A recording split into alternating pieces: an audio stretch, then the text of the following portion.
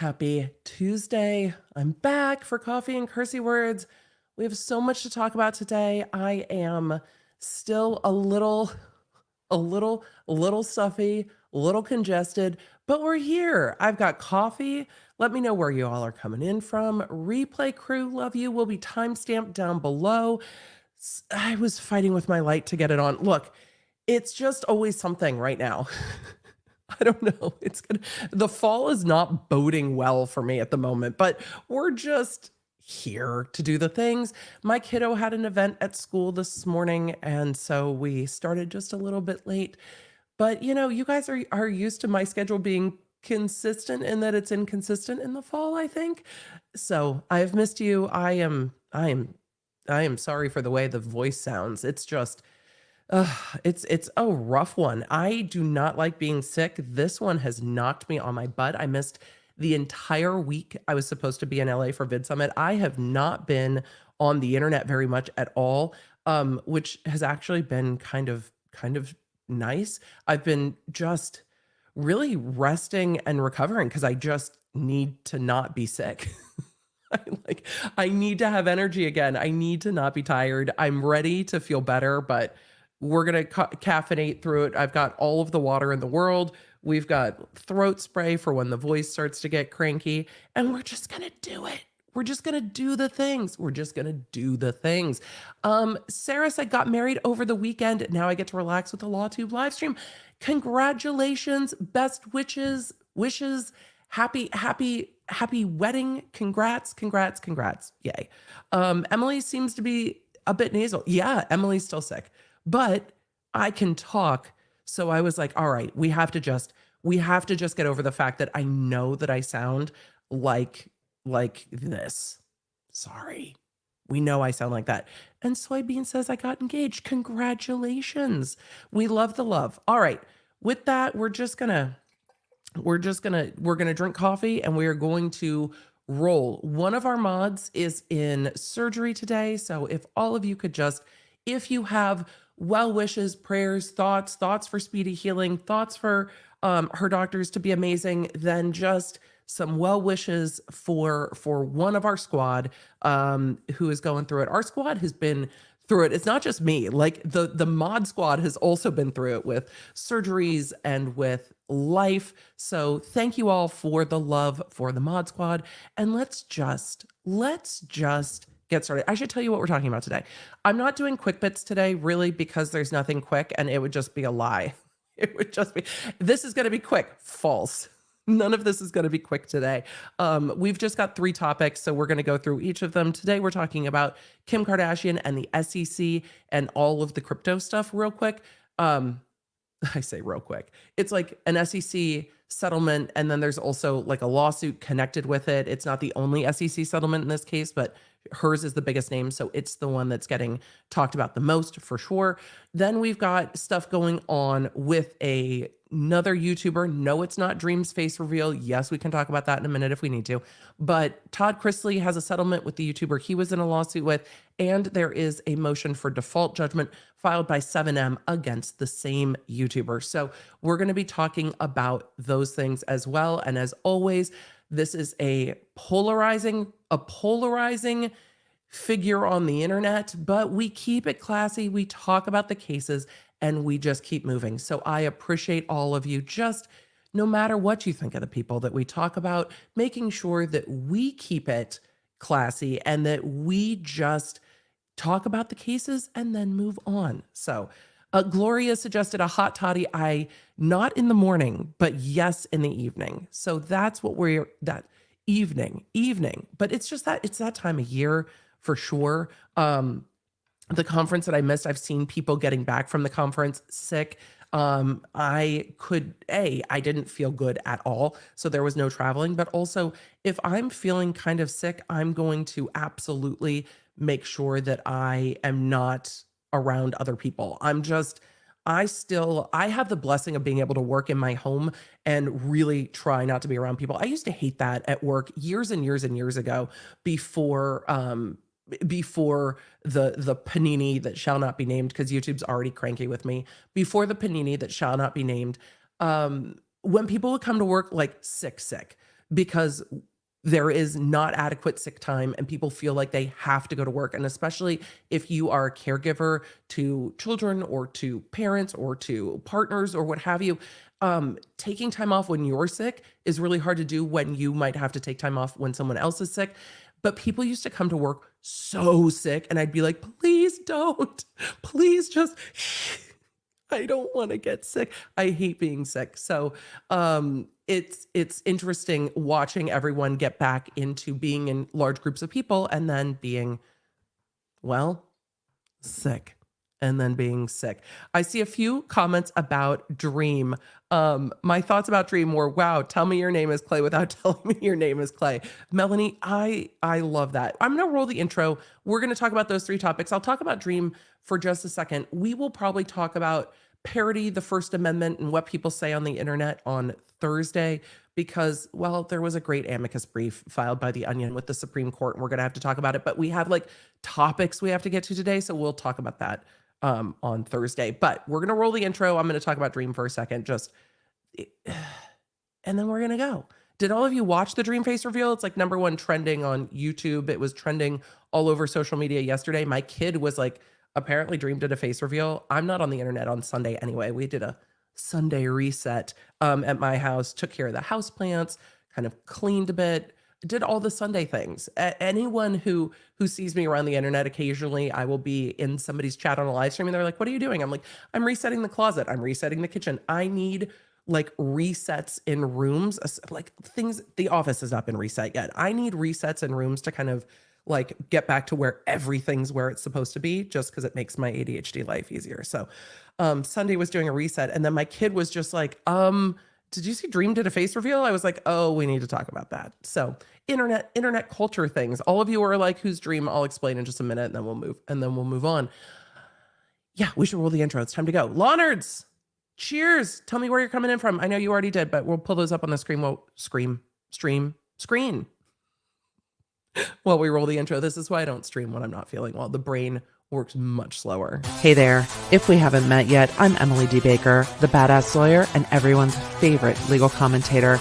I'm the host of The Emily Show, and I break down the legal shit behind the news and pop culture stories we all want to talk about. I have been a licensed attorney for over 15 years, but this is not legal advice. I should warn you, I'm a big fan of the Cursey words. This channel is where the law nerds unite to talk about facts, not fuckery.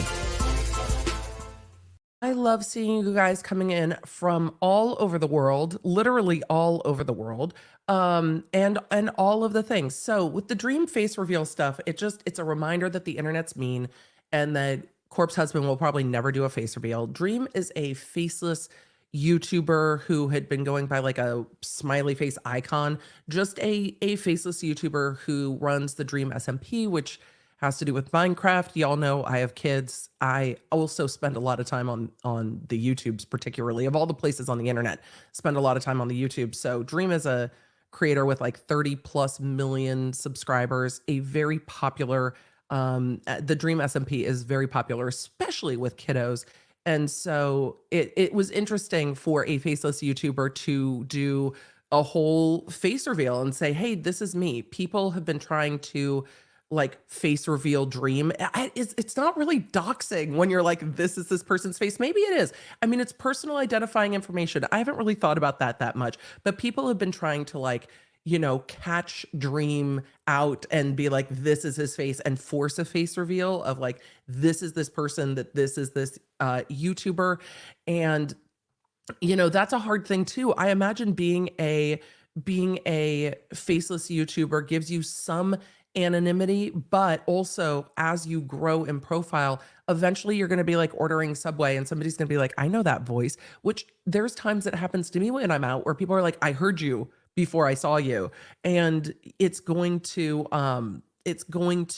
absolutely be one of those things where people are going to try to be the one to expose you, I guess, on the internet and be like, this is your face.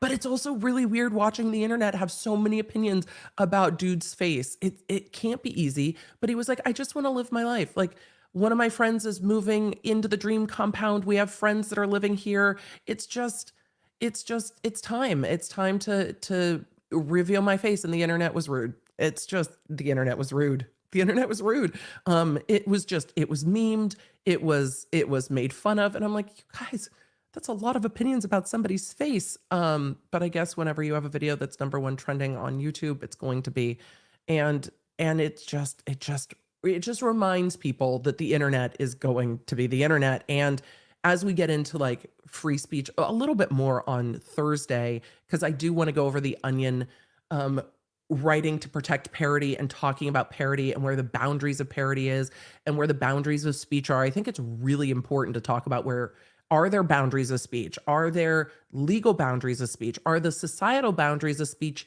different than the legal boundaries of speech? I think they're important conversations to have, which we get into a lot in touching on all the things that we have, because we talk so much about defamation and what can you say, and we're going to be talking about defamation some today. What can you say, what can't you say? The internet is the internet, and the internet can be really mean. Opinions are mean. People are mean. People enjoy being mean on the internet. Where is parody and memeing, and where are the social boundaries and then the legal boundaries? And the legal boundaries are much different. Skoda said, wait, the Onion is actually suing. No. No. The Onion is not suing. There is a case that is going up to the Supreme Court. The Onion filed an amicus brief. We're going to talk about it on Thursday. A lot of you tagged me in it. Literally, the only reason I'm on Twitter is because you guys tagged me in news stories, and I enjoy having conversations with y'all in the DMs, and that's really the truth of the matter. It's the only reason I'm there. So with all of that, I got tagged a bunch in the Onion filing an amicus brief arguing about parody. And we don't talk a ton about Supreme Court cases, but this is about platforms, what you can say on platforms. And I think it goes into what we do here and what I talk about so much, because as we talk about pop culture, a lot of the cases lean into that defamation space and mean words and what you can say or what you can't say. So let us continue. I see you guys sending in super chats. I'm going to get to super chats when I get to Q&As. I might do some in between topics, but otherwise I will get distracted and go running down rabbit holes. So please tell me you do a dramatic reading. I will do a dramatic reading. We'll do a dramatic reading on Thursday. I'm hoping I sound a little bit better. So Cece said, hi, Emily, are you going to discuss any potential legal implications of the Try Guys cheating scandal? No worries if it's too drama-y. The Try Guys cheating scandal makes me really sad. I like the Try Guys. I've watched the Try Guys since back in the BuzzFeed days. But also, I don't know if there's any legal implications. The Try Guys put out a video yesterday on it saying that they had engaged HR to deal with their company, and somebody cheating on their spouse has implications for sponsors and for audience, but I don't know if there are any legal ramifications unless there's a clause in their contracts, a morality clause or something that is going to be triggered. But it looks like Ned's not fighting being terminated and removed from the company. They brought in HR, and it seems like they've dealt with it in the best way you can deal with an internet scandal that's really about personal things. Because it's really a company matter and then a personal matter that an audience gets dragged into because an audience has been dragged into it. So it's sad. I think they handled it, and maybe that's the aspect to talk about. I think they handled it as best as anyone can handle it. They said, we immediately got HR. We immediately are doing an internal investigation, and that's really all they can do. So I know the legal is that it was with an employee. It depends on what their employment contract says. If this was an employee he was managing, but the employee is not taking any action and the company is, all of that's kind of speculative, which is hard. All of it's very speculative. But from a PR standpoint, I think that they've handled it, and we're not rushing to make a statement. We're doing an internal review, and we've removed this person from the company and from the content. I don't know what else really they can do. It's just sad. So they did talk about the legal stuff in the new video. The legal stuff, And I'm looking at the chat here. Gothwitch13 said in the new Try Guys videos, they talked about legal. They talked about bringing in HR. They talked about bringing in legal. They probably want to make sure that they as a company don't get sued by the employee. And making sure that it's handled. But at the end of the day, I think they handled it well, and they will have to move on from it. It's really wild to watch kind of the internet explode with stuff like that, and I can't imagine that was easy for them to deal with either. Whenever something explodes like that, where you're like, I don't even know how to deal with that, and you could tell in their video that they seemed very hurt, or hurt and betrayed by a friend and a business partner, hurt for what his family's going through, and really they addressed it genuinely. Again, when it comes to content creator businesses, HR is needed. We saw this in the James Charles case where his editor was suing and had alleged that she had to help him shave his bootay for Coachella for the assless pants that he wore and things like this. HR is needed. HR is needed. HR is needed. And it seemed like they have engaged all of that. So with that, we should get into talking about the internet more. I mean, the internet, we're going to talk about the internet more because we're going to talk about crypto. I don't know if we're going to end up talking. We're definitely not CoffeeZilla up in this channel. I don't know if I'm going to end up talking about crypto a lot or not a lot on this channel, but there are some very interesting crypto adjacent cases that we've enjoyed covering. I mean, we covered the BitBoy crypto case for all of the 7 seconds that it existed. And we're going to cover this and the difference between the SEC and the FTC and the FCC won't let me be or let me be me. So we just need to talk about Kim Kardashian being fined by the SEC and settling it. And then we're going to go through the legal document because that's what we do here. You ready? Let's go. Yep, Kim Kardashian has been fined by the SEC, the Securities and Exchange Commissions, different than the FCC, the Federal Communications Commission, different than the Federal Trade Commission. So there are different government agencies that regulate the way that we talk about things in the space. And it's to me very interesting. Hopefully to you it's interesting as well. So we're going to look at what the reporting says, and then we're going to go take a look at what the actual legal document says. So let's do that. All right, let's add this to the stream. Leanne G said, which one won't let me be? None of them. The SEC, the FTC, and the FCC. But Eminem was talking about the FCC because the Federal Communications Commission governs what you can say. The SEC kind of governs what you can say about currencies. And I think when we're talking about things like crypto, people forget that it is a currency and that these things are regulated, and you can't just promote things. And is this the tip of the iceberg for whether influencers are actually going to get wrapped into regulatory agencies? It's been coming, and it's going to continue coming. It's just going to continue coming. All right. Kim Kardashian fined $1 million, it's upwards of that, by SEC to over crypto promotion. Look, I'm just here. Disclaimer. Hold on. Do I need a disclaimer sound? We do need a disclaimer sound. What's the disclaimer sound? What should it be? That's not a good disclaimer sound. I was like, that's not a good disclaimer sound. Maybe that's a good disclaimer sound. All right. Look, disclaimer. Do not take financial advice from people that are not financial advisors and financial professionals who don't know your situation. Every single financial situation is different. Don't put money into something that you don't want to put money into because Kim Kardashian thinks it's a good idea. Or at least draw a line. Be like, look, under $50, I'll give it a whirl. Over $50, we're going to not give it a whirl. Just don't. Just don't. Not legal advice. Maybe it is legal advice. Don't take financial advice from celebrities. It's just go to a financial advisor who can look at your entire situation and decide what works best for you. Okay? Good. Rianne said, why would you take financial advice from someone who doesn't know you or your financial situation? Agreed. But we see lots of people being like, oh, well, this person thinks it's a good idea. Look, I'm highly influenced. I am a highly influenced person. I will be watching TV and see an ad for like Twizzlers and be like, oh, I haven't had Twizzlers in years. Maybe I want a Twizzler. Maybe I don't. Maybe I want a Red Vine, but maybe I want a Twizzler. I will be influenced. I stay away from stuff like this because I don't want to get sucked into it, and I don't have time for an ADHD rabbit hole regarding, crypto. So let's talk about the SEC. Again, SEC, Securities and Exchange Commission, which governs stocks, bonds, currencies, things like that. All right.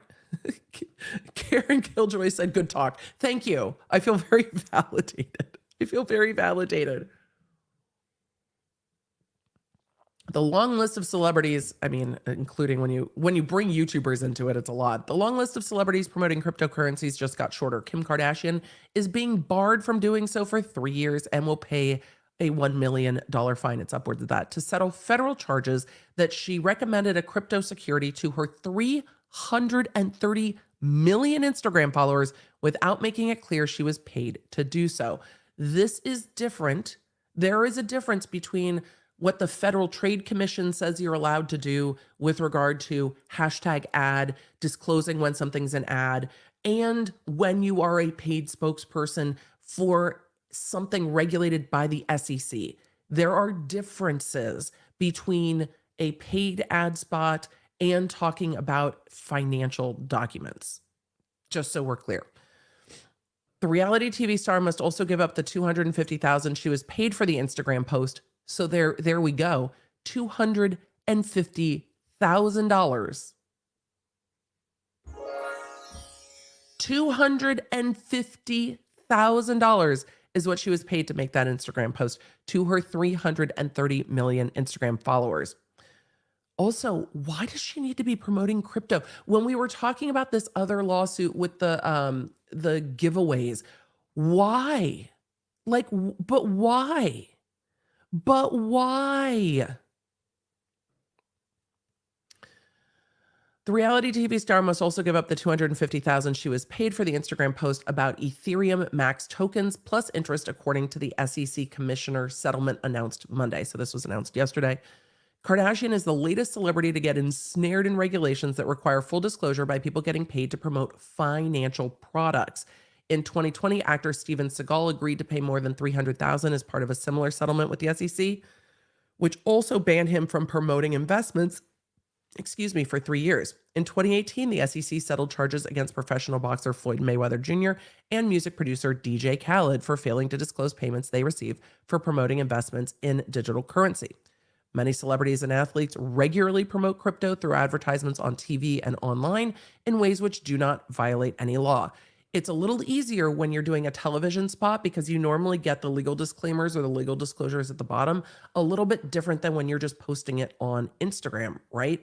But Kim Kardashian needs a fleet of lawyers to tell her exactly what she can and cannot do.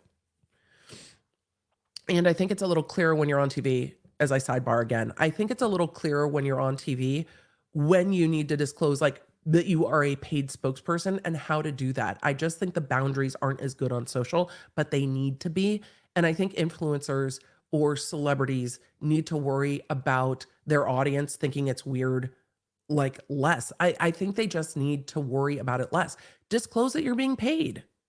And we'll continue. We'll get there. Matt Damon, Tom Brady, Reese Witherspoon, and Gwyneth Paltrow are among those who have been used for their fame to spread enthusiasm about cryptocurrencies.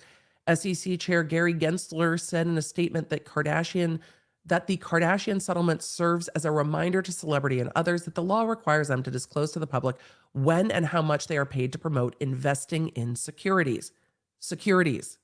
Crypto counts as securities.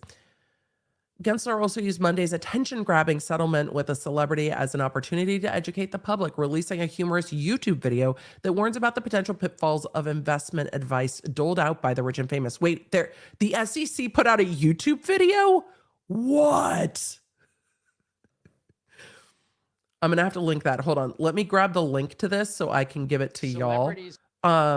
Because do you think... Okay. Should we just Should we just, I'm going to put this in the description. Should we see what the SEC has to say? I mean, maybe we just should. What do you guys think? Chat, should we just see? Should we just go for it? I think we must watch it.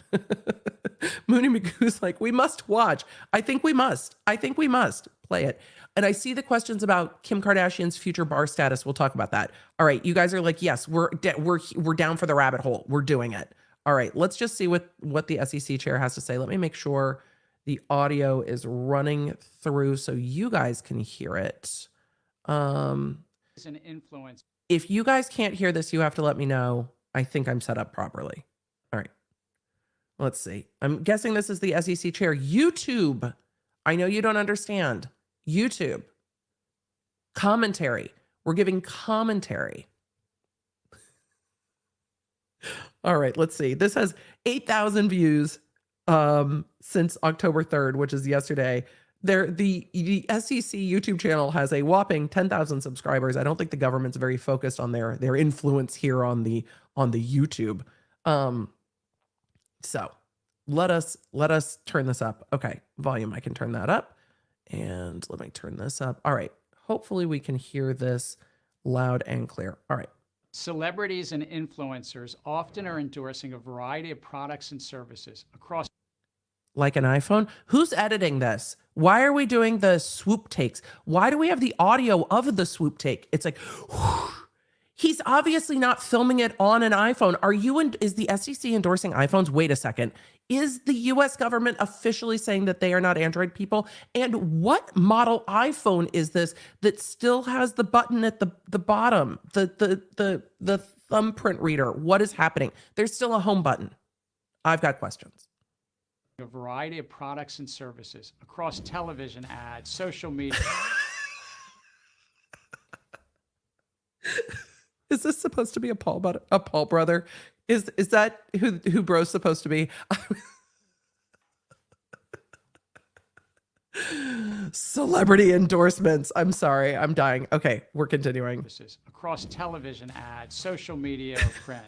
On everything from clothing, diet plans to perfumes. Wait, this is not an acceptable diet plan? This is my diet plan. This is what I'm doing from now on. Taking selfies while the weights and the guitar are in the background. Well, there's is that a water or a juice? Well, we have artistically placed eucalyptus and a palm and leg warmers. Like, it's very colorful. I'm here for it. I'm here for all of it. Perfumes. It catches our attention. We always wondered, did they use the product? I mean, Bethany Frankel is like the best at this right now. Do you guys follow Bethany Frankel, former Real Housewife of New York, on the Instagram? All she's been doing is talking about makeup and what makeup she's loving or not loving. It's fantastic. Nicole said, iPhone SE. I mean, iPhone SE works well. It works well. All right, let's keep going. Sorry. We're giving commentary. Do they like the product? How much were they paid to endorse it? In any case, what does this have to do with the Securities and Exchange Commission? Yes. I mean, I'm here for the editing. It has a song. Who did they get to write the music? Who wrote the music? I'm here for it.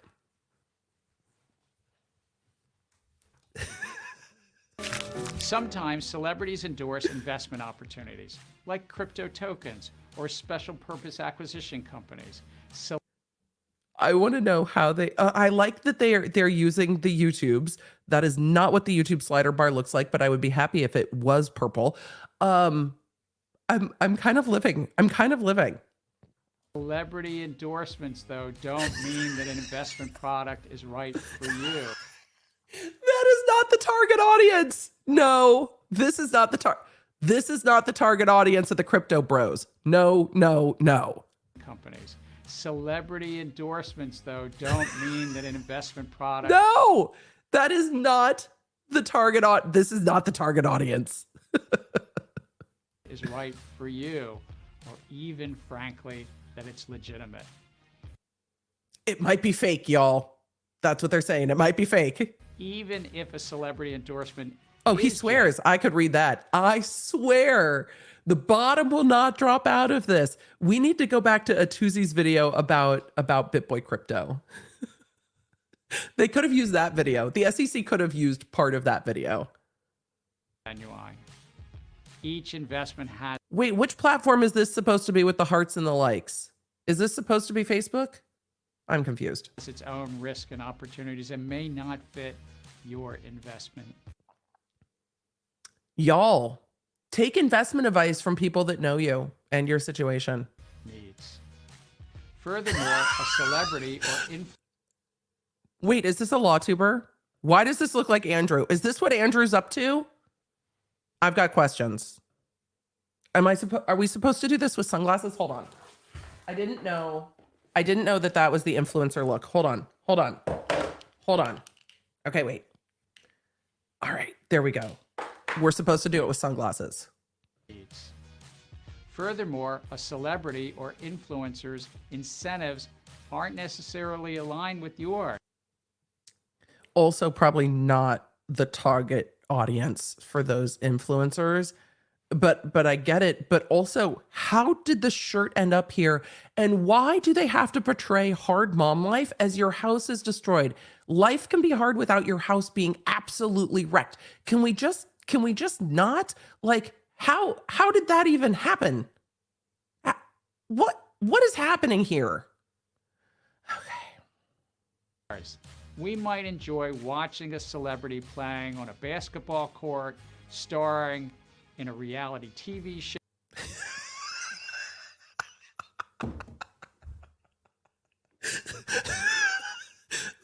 The clueless bachelor.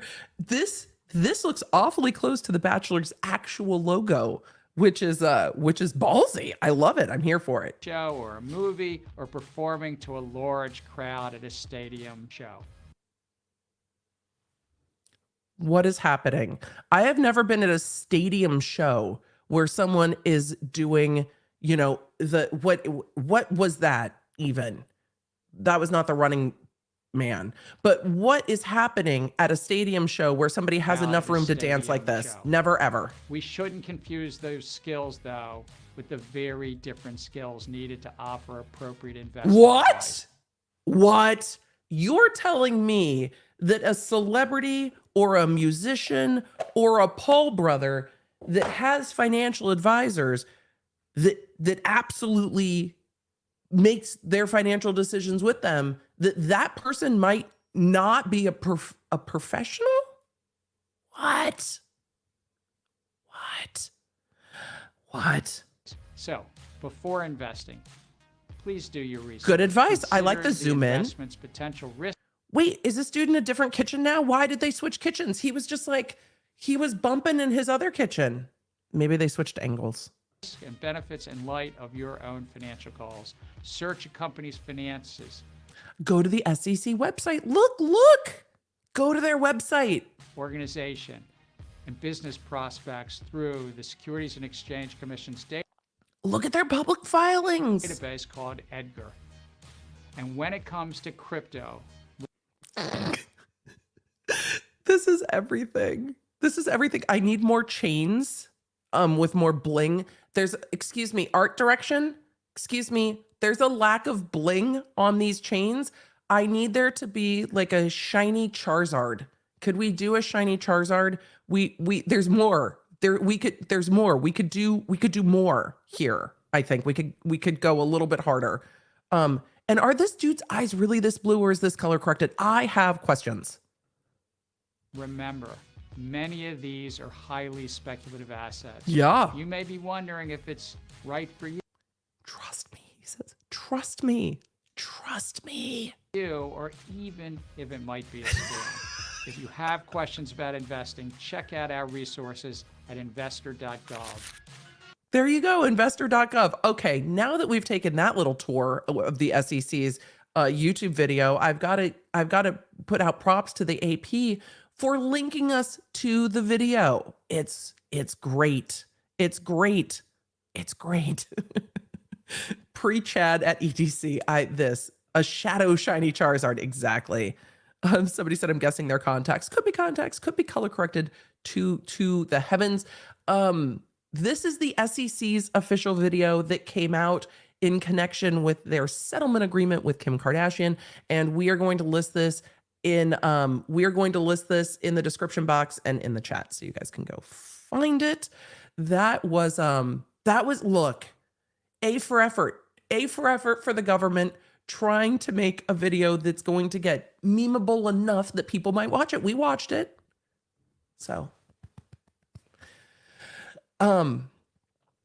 let's see whose statement this is. Adam Moskowitz, a class action attorney currently suing Mark Cuban for promoting the company Voyager Digital before it failed, said bravo to SEC Chairman Gensler, whose action shows that no celebrity, regardless of how big or famous, that profited from pushing these risky cryptocurrency investments should be able to simply walk away. I mean, with the amount of money that Kim Kardashian makes, I feel like this fine is her also just walking away. The SEC said Kardashian agreed to cooperate with an ongoing investigation, though it didn't provide any details. A lawyer for Kardashian, Patrick Gibbs, said she fully cooperated with the SEC from the very beginning and remains willing to do so whenever she can assist the SEC in this matter. While Kardashian is known for her role in the TV series The Kardashians, I mean, is it a role? It's a reality show. I mean, is it reality? I think it's reality. She is also a successful businesswoman with clothing and skincare brands. The value of many cryptocurrencies soared during the pandemic amid a surge in highly speculative investing.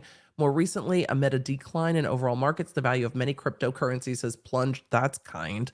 Bitcoin has lost more than half its value in 2022, tumbling to around 19,000 on Monday. The Ethereum Max token that Kardashian promoted has declined in value by more than 90% since its peak last May. That's probably when she promoted it. After wild swings in crypto valuations and dozens of scams being exposed, the crypto industry is under growing scrutiny from the SEC and Congress. And then they get into that. Let's see. The story has been updated. We love it when they update it down below. The story has been updated to correct the spelling of the actor's last name. It's Steven Seagal, not Seagal. I love that they misspelled it. I kind of love it. I kind of love it. All right. Do you guys want to see the filing? Let's pull up the actual filing from the SEC and see what they said instead of just going through the reporting. Remember, though, as we look at this, there is still a lawsuit over exactly this. So just because the SEC has settled, there is still an ongoing class action lawsuit regarding the exact same thing. Let me pull that up too. Because that has a number of individuals involved. All right. Let's look at the SEC first, and then we'll go to the underlying lawsuit. And then if you guys want me to do more of a deep dive into the underlying lawsuit, there's been some motions to dismiss in there in kind of that pre-litigation, pre-answer that's going on. Pre-answer litigation is what I meant to say. That is ongoing. We can take a look at that. Let's take a look at this first, though. Should I swoop? I should swoop. SEC filing. In the matter of Kimberly Kardashian, order instituting cease and desist proceedings pursuant to Section 8A of the Securities Act of 1933, marketing findings, and imposing a cease and desist order. The SEC deems it appropriate that cease and desist proceedings be and hereby are instituted against Kimberly Kardashian in anticipation of the institution of these proceedings. Respondent has submitted an offer of settlement, which the commission has determined to accept. A weird way to say that. Solely for the purpose of these proceedings and with any other proceedings brought by or on behalf of the commission. That's interesting to note. Or to which the commission is a party without admitting or denying the findings herein, except as to the commission's jurisdiction over her. The subject matter of these proceedings, which are admitted except as provided herein in Section 5. Respondent consents to the order in issuing the cease and desist. So this covers the commission. This covers the SEC. What's interesting is it will be interesting to see if this covers all government agencies, because I wonder if this will cover, like, if the FTC or the FCC also had marketing issues with this. If this settlement covers all government agencies or just the Securities and Exchange Commission. Summary. On June 13th, 2021, Kardashian, a well-known media personality and businesswoman, touted on social media a crypto asset security that was being offered and sold. Kardashian did not disclose that she was being compensated for giving such security publicity by the entity offering and selling the security. Kardashian's failure to disclose this compensation violated Section 17B of the Securities Act, which makes it unlawful for any person to promote a security without fully disclosing the receipt and amount of such consideration from an issuer. That is where, especially those that take ads for crypto on YouTube, are going to run into problems. Because I've seen a lot of individuals saying, that I'm working with this or I'm sponsored by this, but you have to disclose the receipt and amount of consideration when you're dealing with things that are regulated by the SEC. Kardashian is 41, a resident of Hidden Hills, California. Facts. Let's get to the facts. Facts. Kardashian promoted a crypto asset security on her Instagram account in exchange for financial payment from the issuer. Kardashian received approximately $250,000 for this promotion. At the time, Kardashian had approximately 225 million Instagram followers. Specifically, Kardashian promoted a security offering conducted by Ethereum Max, an online company with a public website, in which it sold the digital EMAX tokens to the general public. The EMAX tokens promoted by Kardashian were offered and sold as investment contracts and therefore securities pursuant to 2A1 of the Securities Act. Starting on approximately May 14th, Ethereum Max made the EMAX tokens available for public trading on a decentralized crypto asset trading platform. So this started trading May 14th. She promoted it on, June 13th. So a month after it was up for sale. That's not a very long life for a coin. Look, influencers. Brand new tokens are always going to be riskier. What are we doing here? Is it worth the $250,000? Really? Really? Let's see. Based on Ethereum Max's marketing materials, as well as public statements by Ethereum Max affiliates and the Ethereum Max website and Ethereum Max social media handles, purchasers of EMAX tokens would have had a reasonable expectation of profits from their investment in the tokens. Ethereum Max frequently touted the tokens' rise in price on its social media pages and as it offered and sold EMAX tokens. Based on EMAX's public statements, purchasers of the EMAX tokens would have had a reasonable expectation that Ethereum Max and its agents would expend significant efforts to develop the platform, which would increase the value of their tokens, resulting in an investor profit. Ethereum Max marketing materials highlighted that the company and its agents would ensure a secondary trading market for EMAX tokens by creating a trading market for EMAX tokens. EMAX marketing materials also emphasized the purported expertise of the company's management. So selling. EMAX marketing materials, moreover, contained numerous direct statements that the EMAX tokens would rise in value as a result of the efforts of the company and its agents. You can't promise that, including by touting future deals and relationships that would, quote unquote, drive value. Ethereum Max also promised to develop certain token enhancements, including additional tokenomics to enhance economic value, future rewards for staking programs, national sporting and event partnerships, and general expansion of the EMAX token system. Kardashian promoted EMAX's offering on social media by posting the following on her Instagram account on June 13th, 2021, along with an introductory video saying she had a big announcement. Okay, let's see. This is still a swipe up. 2021. Are you guys into crypto? Wait, why did you cut off that this was her account? Because I want to see. Okay. This is not financial advice. That's not an adequate disclosure. But sharing what my friends just told me about the Ethereum Max token. Friends, not friends. Not friends. Not friends. The people who paid you. A few minutes ago, Ethereum Max burned 400 trillion tokens, literally 50% of their admin wallet, giving back to the entire EMAX community. Hashtag EMAX, hashtag disrupt history, hashtag Ethereum Max, hashtag, I can't read that one, hashtag, I don't know, geo something max at Ethereum Max, hashtag ad.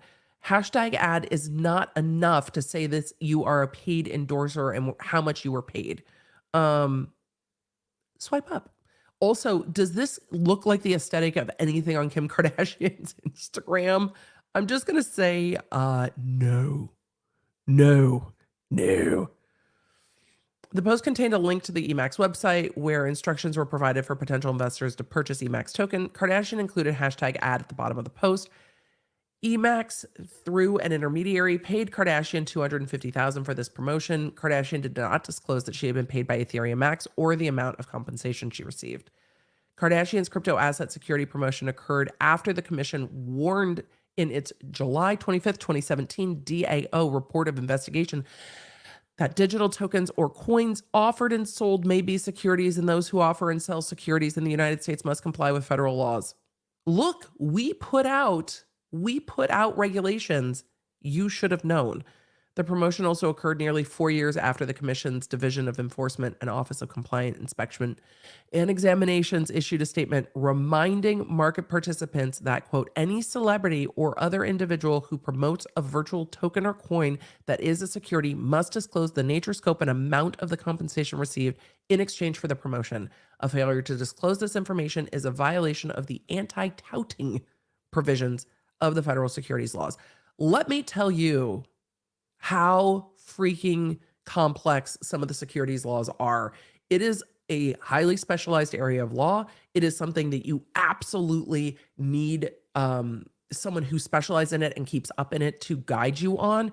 This was dealing with securities and kind of advanced business in law school was one of those things that made my head spun around. And I don't mind reading regulations. I enjoyed tax almost the most of all the classes I took in law school. I don't mind digging through regulations, but the SEC stuff is so confusing.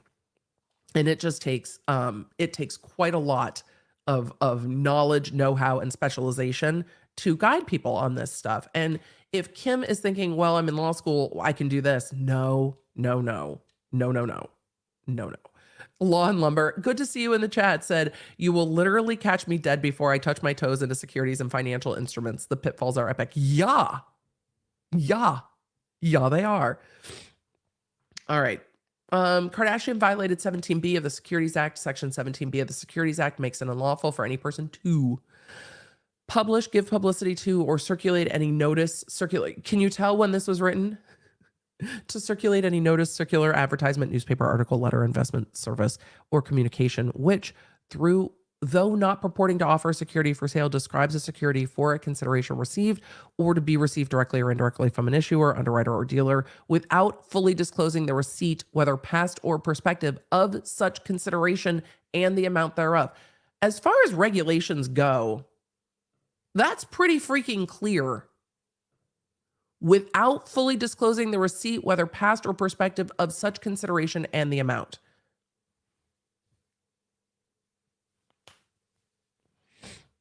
Let's get to disengorgement.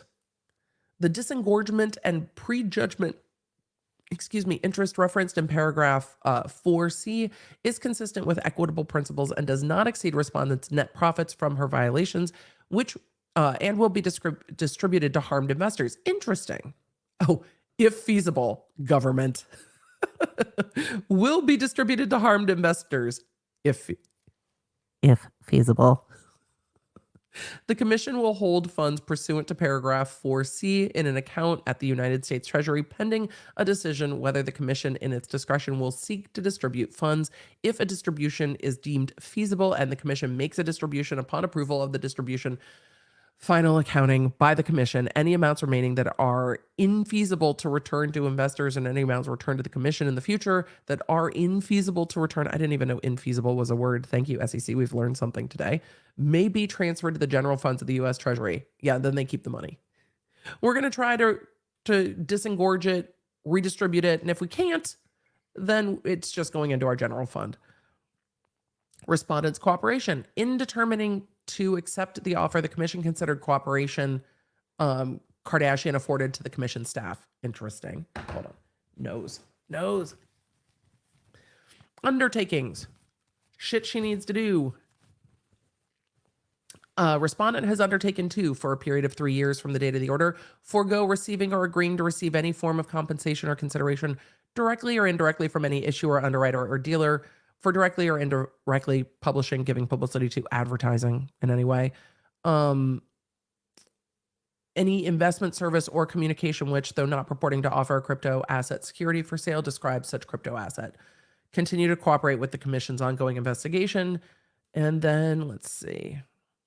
According to this offer, okay, here's the timing for compliance. Respondent shall, within 20 days of the entry of this order yesterday, pay disgorgement of $250,000, pre-judgment interest of $10,000, and civil money penalty in the amount of $1 million. So $1,260,000 to the SEC. The commission may distribute the funds paid pursuant to the paragraph above.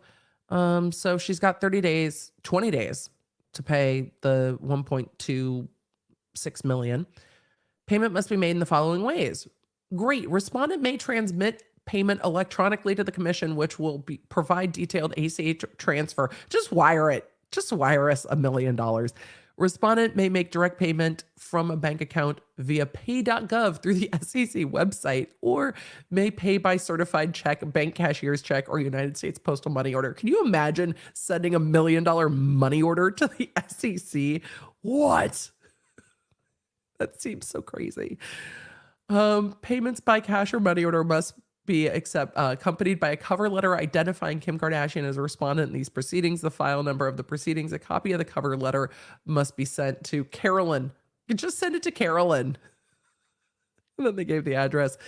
The amounts ordered to be paid as civil money penalties pursuant to the order shall be treated as penalties paid to the government for all purposes, including tax purposes, and signed by the commission. So that is Kim Kardashian paying the SEC over $1 million.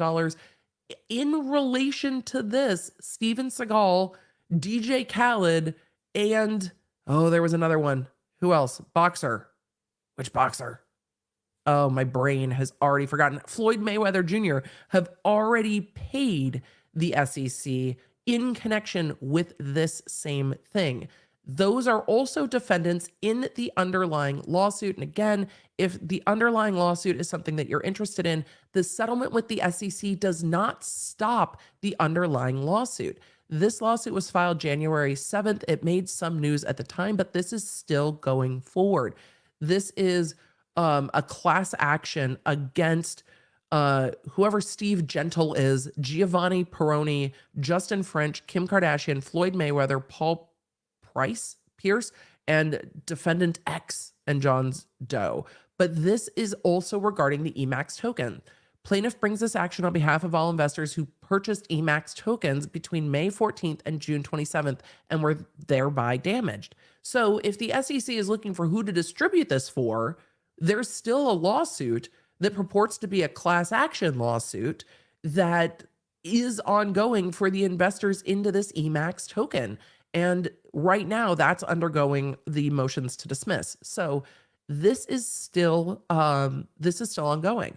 They say, in furtherance of this scheme, defendants touted the prospects of the company and the ability for investors to make significant returns due to the favorable tokenomics. Is that even a word? Of EMAX tokens. In truth, defendants marketed EMAX tokens to investors so they could sell their portion of the float for a profit. So they rugged it. They just literally, they got celebrities to tout it, people bought it in, and then they pulled their profit out, is what they're alleging here. I'm not saying that's what was done. That's what's alleged here. Defendant's strategy was a success. The misleading promotions and celebrity endorsements were able to artificially increase the interest in and price of the EMAX tokens during the relevant period, causing investors to purchase these losing investments at inflated prices. In addition, the executive defendants disguised their control of EMAX to avoid scrutiny and facilitate this scheme. And then it goes through all the different parties. So if you want to go through the underlying lawsuit that kind of is connected to the same token, we will absolutely go through this. I don't know if this is something that CoffeeZilla has covered. I'll go look. CoffeeZilla's YouTube channel covers a ton of crypto. I think makes it very, very easy to follow and just really creates excellent conduct on this. So, or content. Brain. It's just going to be rough until I'm feeling a bit better. But creates really excellent content on not just explaining crypto scams, but digging into them, and really goes through what celebrities, what YouTubers and others who have promoted these kind of coins do, how it works, tracks down the wallets of people to see the money moving in and out of wallets. It's fascinating. It's fascinating. Fascinating. All right. With that, we should move on. We have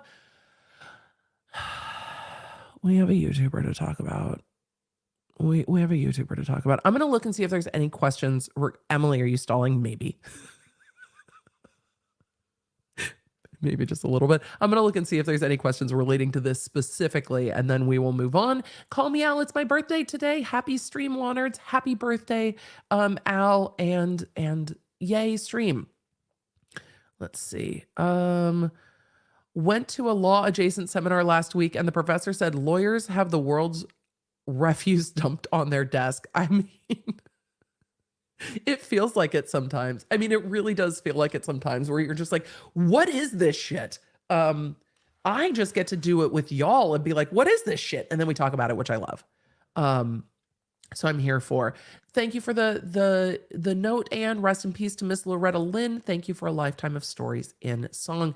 I saw that this morning that Loretta Lynn had passed away, and you know, it as you get older, celebrities that you grew up with passing away makes you feel your own mortality in a whole different way than it did when you were younger. It's just wild. Let's see what else. Nicholas asks, have you seen the letter from the Onion to the Supreme Court regarding the right to parody? It's hilarious. We're going to talk about that on Thursday. It's actually an amicus brief, not just a letter. It is a formal amicus brief, and we will absolutely be talking about it. Rachel Mills asked the question a number of you have asked, will this affect Kim's ability to become a lawyer? Will the SEC settlement affect Kim Kardashian's ability to get her bar license due to ethical concerns? Will this affect Kim on CNF for the I'm imagining you mean the ethics portion of the California bar. And let's see what else. Annie said Natalie Lawyer Chick talked about Kim potentially having issues with the California bar because of ethical issues. Could it affect her chances of passing? So let's talk about the bar and Kim Kardashian real quick. Look, I remember to swoop.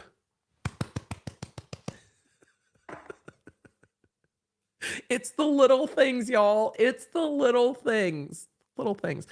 Could this impact Kim Kardashian's ability to pass the bar? They are two different things. So in California, there is the bar, and then there's the ethical portion of the bar, the moral turpitude section of the bar, where they do, I think it's a full background. It's been a while since I've gone through it myself. A full background check. You have to take certain ethical classes and pass them. You have to, I mean, the California bar is under so much fire, but you have to take, you have to go through a whole, moral turpitude evaluation. So this is not a conviction of a crime that would necessarily fall directly and easy under moral turpitude. This looks more like a mistake. The fact that she put #ad and tried to disclose it, I imagine she will be questioned about it. She will have to disclose it, and the bar will have to make that decision. And she will be like, look, I immediately cooperated. I made an error. I didn't know the regulations, or I relied on advice of counsel. Here's the advice I was given by counsel, and I thought that what I had done was right. So it'll be really interesting to see if that comes up in the moral turpitude evaluation as part of the bar. The California bar's moral turp section has quite a lot of room for people to make errors and still become attorneys. And so if they look at this and are like, oh, this is an error, this isn't necessarily moral turpitude, she will have to explain, but she will have to address it and explain it to the California bar as part of the background. That's separate from passing the bar. So there's two parts of the bar. You have to pass the moral turpitude, and that has to be passed, and you have to be admitted. You do that before you sit for the bar. Then you have to take and pass the bar exam. So there are two parts, but she has to finish school first, and she hasn't done that yet. She did pass the baby bar, which allows her to continue on her schooling, but it's possible. It's possible that this will cause delay. This will cause more looking into, for sure. So that.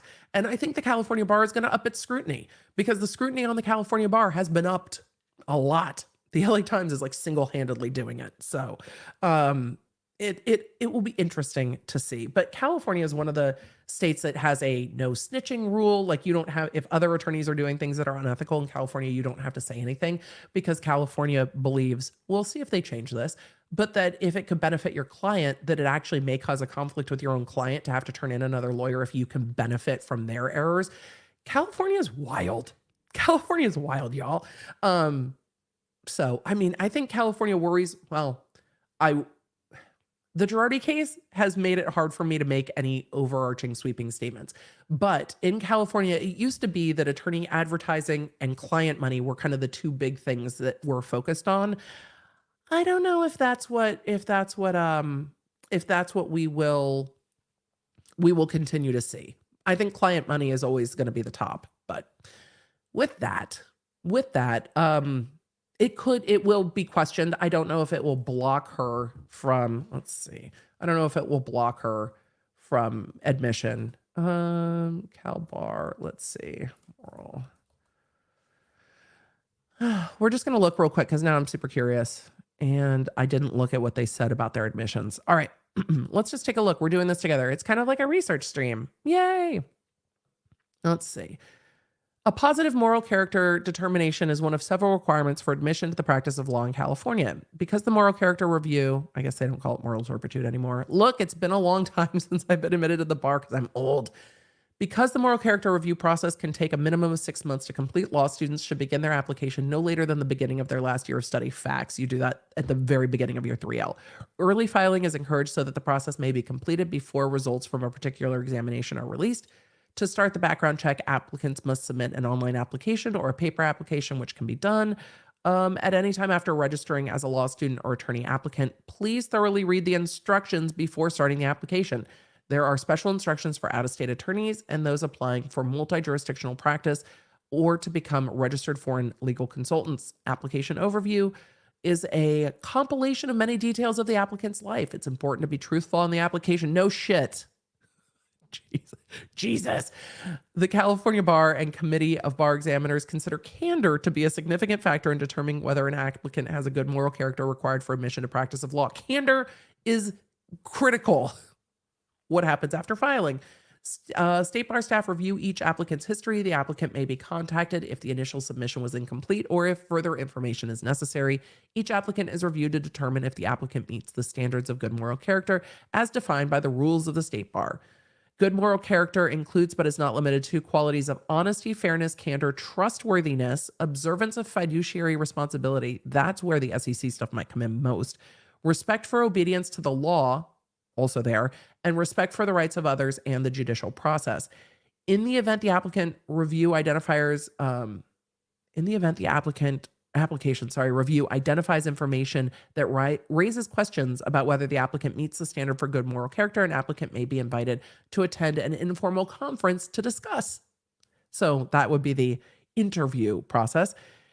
It will take several months to complete the application and gather all the documents needed to file the moral character determination, to check the status of your application, log in, to find more about the moral character requirement, see what factors are considered in the application.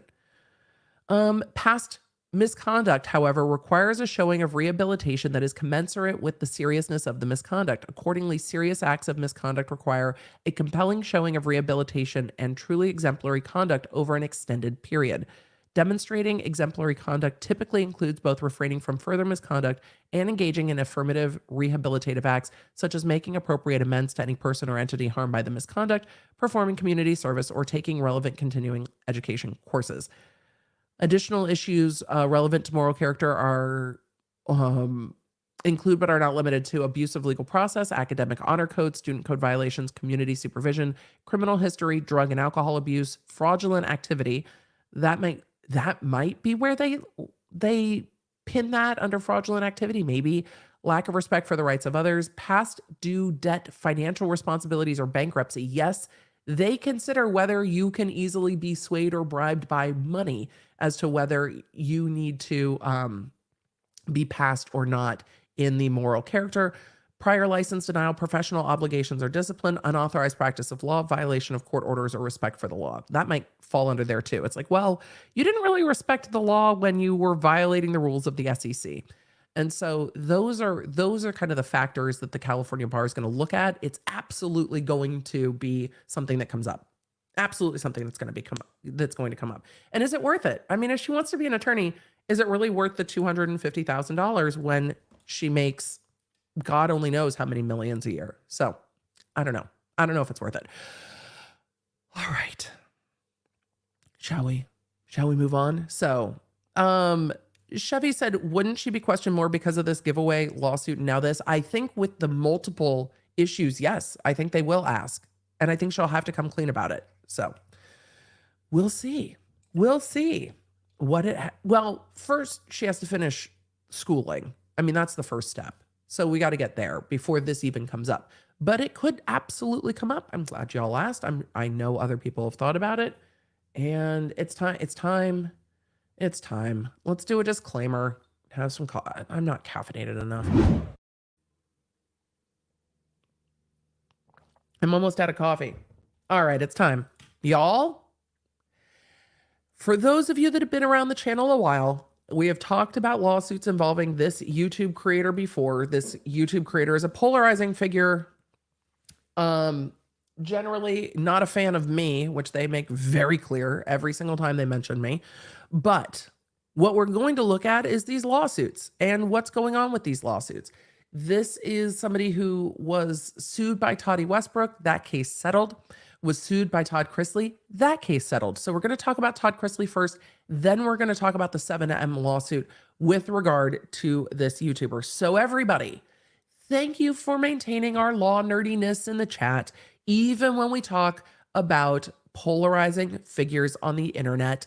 No name calling, no disparaging, all of that. We just are going to talk about what is going on in these lawsuits. So many of you wanted to know. And when 7M filed their motion for a directed judgment, default judgment, brain, a lot of people were like, what does this mean? And that's exactly what I'm here to talk about. I know other creators have talked about this. I saw Nate the lawyer talking about this either yesterday or today. So we're just going to talk about the lawsuits as much as we can not talk about the YouTuber involved. I will give a brief road so far on these. We're not going to get back into all of the other past lawsuits they've resolved. These are the lawsuits going on now. A lot of you are familiar with this particular YouTuber. I think Todd Chrisley at one point called this YouTuber a nondescript YouTuber. So that's what we're just going with. We're going with YouTuber. We don't want to summon them like Beetlejuice by accident. So the Todd Chrisley case, I covered it a while back when it was filed. Todd Chrisley sued said YouTuber. YouTuber countersued Todd Chrisley, and that suit was chugging along and has now settled. It looks to me, and others will probably verify this, so others that cover this YouTuber and what they do more, if you guys go look, let me know, but it looks like all of this YouTuber's content about the Chrisley family is down or is gone off of their YouTube channels and social media. I imagine that that's part of the settlement. We're going to go on Todd Chrisley's statement of the settlement that was posted on Twitter on October 3rd and just talk about it from there. I am aware that this individual YouTuber has also posted about it. So if you are curious, you can go to that person's social medias and see it. But let's look at what Todd Chrisley said and talk about what settlements mean. I think I swooped, right? I think I swooped. So let us look at this. Todd Chrisley. Thrilled to share with you all, things do work out for those who serve the Lord. This is the statement. I've been getting questions about my litigation with Katie Joy, who runs the YouTube channel Without a Crystal Ball. All I'll say is that we've reached a settlement and that I'm extremely happy with. As part of that, neither of us will be publicly discussing the other or the other's family going forward. Not at all. I'm glad to be able to put this out of my mind for good and won't be discussing the matter further. So this is it. This is it. This is neither of us will be discussing the other in the future. So that settlement, I think, is probably a win for both of them because it's going to end Todd Chrisley's lawsuit against her. It's going to end her suit against him. And it's going to be a kind of mutual walkaway. Take my name out of your mouth. Whether money exchanged hands, we will never know. I would imagine that this was an agreement of take down any content about me. Do not talk about me or my family going forward. We will not talk about you and your family going forward, and everybody walks away. There is probably a damages clause in here if anybody violates this, that if you do talk, that there will be some kind of trigger mechanism, that there will be an amount that gets paid. For Todd Chrisley, I imagine this is a win because you're going to spend who knows how much money to go through a defamation case that is going to have to go to trial, that's going to be expensive. We've seen how expensive these defamation cases are. To win what? Truly to win what? I imagine the goal was take down the content and take my name out of your mouth. And that seems to be what's achieved by this settlement for both parties. So I'm sure both parties are happy with this. Todd Chrisley doesn't really make money talking about, drama and gossip, really. It's been mentioned on his podcast a few times, but that's not the heart of what he does. And then the YouTuber that was covering him and his family will no longer be covering them. So, and it seems has taken down all of the past content, or at least that's from my looking at it. It seems that that's all been taken down. So I think that's probably a win all the way around, because everybody's going to save the money on litigating this. It's harder to litigate as a public figure, and that's what it is. So Stuart asked, do court settlements show up as income on taxes? Generally, settlements, from best of memory, are listed specifically as settlements, but I don't think we'll ever see that. This will not be made public. What happens when there's a settlement, especially when it's a mutual walkaway, like we're both dismissing our suits? We'll see something be filed, I'm sure, in court where each party dismisses their lawsuits with prejudice so it doesn't come back up. That if there's any violation down the road, then it would be a violation of the settlement agreement, and it would go forward that way with whatever liquidated damages or damages clause is contained. I'm sure there's a clause in there. I'm sure there's an NDA and non-disparagement in there, which is basically the keep my name out of your mouth of it all. And there won't be any, or shouldn't be anything else going on. It should just be done where they're not talking about everybody or they're not talking about each other, and it's down. Who do I think that's a bigger win for? I don't know. If all of her content about Chrisley is down, it's not really his content to talk about her. It's more her content to talk about him, though he has talked about her on the podcast, but that's not the heart of what he does.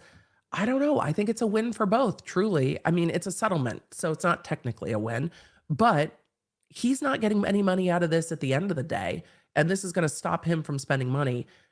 It's going to stop her from spending money, and it's going to be another person she can't talk about in content, which is probably what he wants. Stop talking about me and my family. And that seems to have been achieved here. This was a difficult case for the Chrisleys, and I think that while they are still fighting the criminal conviction in Georgia and fighting with the motion for new trial, which is going to be a lot, I imagine it's nice to have this off the plate and this is just done. So I think we'll probably see, let's go look actually. Let's see if it's already been filed. We're going to pull that up anyway, because we're going to move into the other case that's going on with this individual. So let me just see if those have been filed yet. Because I don't know. I don't think I looked.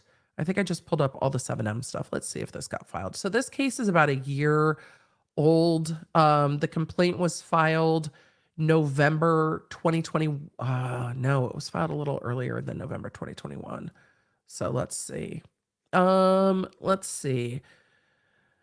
The original disposition was filed August 26th. The court fees and fines all look like they've been paid. Here, let's just pull up the docket as we're all looking together. And let's see if anything was most recently filed. 10-3, proposed order or document and stipulation. So let's take a look at these real quick, and then we will move on. Let's see. Stipulation for dismissal with prejudice. Look, it's like I'm a lawyer. Know what's going to happen, because it doesn't make sense to settle a case and not dismiss it with prejudice. So you've got to dismiss it with prejudice, meaning you can't bring any of these things about, you can't bring any litigation with regard to the same operative facts and the same topics. Like if something new happened, I guess I should make this clear because I feel like I'm not being very clear. If something new happened and something new was said that's not along the allegations that were made in this complaint, something can come up again. But with regard to these statements and these videos that were in this complaint, this is done and can't be brought again. Hopefully that was more clear than mud. Brain. This is why we can't do super long streams while we're still recovering. This matter having been resolved between plaintiff Michael Todd Chrisley on the one hand and defendants KJ and YouTube channel on the other hand, it's hereby stipulated and agreed by and among plaintiff and defendants through their respective attorneys that pursuant to Minnesota Code of Civil Procedure 41.01a, all claims and counterclaims by and against all parties in this action may be and hereby are dismissed with prejudice, with each party to bear its own fees and costs. So done. Signed by the attorneys for both parties, filed in court as of today. Well, no, yesterday, 10-3 at 2:56 p.m. What time did Chrisley tweet? So like 8:57 a.m. So that was being filed yesterday, which makes sense why it was disclosed yesterday, with that being filed yesterday. So that's done. The Chrisley KJ WOACB case is dismissed with prejudice. The court will stamp this in a day or so. And let's see the proposed order. So this will be signed by the court in, a day or two. And this is the proposed order. So they will line out proposed. If you see proposed, the court hasn't accepted it yet. That's just proposed. They will line out the proposed and put order for dismissal with prejudice, sign and date it, and that'll be filed, and this case will be done. So this is done with regard to all parties. So over and done. That's it. So hopefully that makes sense. If you guys have questions about this particular case, we'll do it at Q&A because we're going to cover the next case as well. But I mean, settlements are a huge part of this. It's probably better for everyone involved. As I said, Chrisley's not getting any money out of this. The content, I think, has all come down. It looked like it from my glances at social medias. And again, I don't follow this creator closely, but it looks like all of this creator's content on YouTube and other socials about the Chrisleys is gone. I'm sure that was part of the settlement. And there is a statement saying, look, neither of us will be discussing the other or the other family. Okay, so done. I'm sure there's a damages clause if this is violated. I'm sure we'll hear about it if it is. So hopefully not, and everybody can just move on. So you guys let me know if that seems like a win for both to you. I mean, that's the point of a settlement, is to be a win for both, where both sides feel like they got something. Part of getting something is not continuing on the expense of litigation. Part of getting something is getting the result you wanted. If Todd Chrisley went into this with the get my name out of your mouth, then it seems like that's probably been achieved. And if that's the goal of litigation, though he did say quite a lot, I will fight this case to the ends of the earth. Well, it looks like it is the end. He did say no settlement. But I think when you look at the practicality of it, whenever anyone says no settlement, I'm always like, okay, we'll see a year from now. Let's see, because this is the end. I mean, if this is the goal, then that goal has been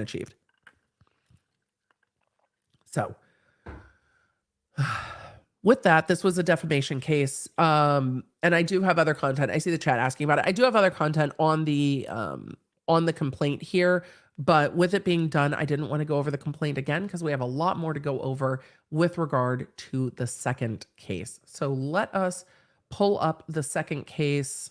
Where is my file? I'm going to pull up the complaint real quick, and then we're going to do a road so far on the 7M versus KJ case, and then go through that case. Let's make sure this is the full complaint.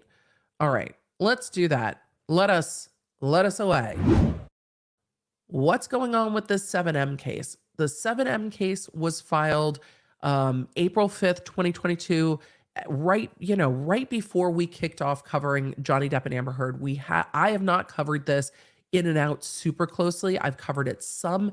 Of all of the defamation cases against this YouTuber, there are some statements in here that fall under the defamation per se. I think there is room to argue that not everyone involved here is a public figure, which is going to make the case a little bit easier. We've all learned about malice and public figure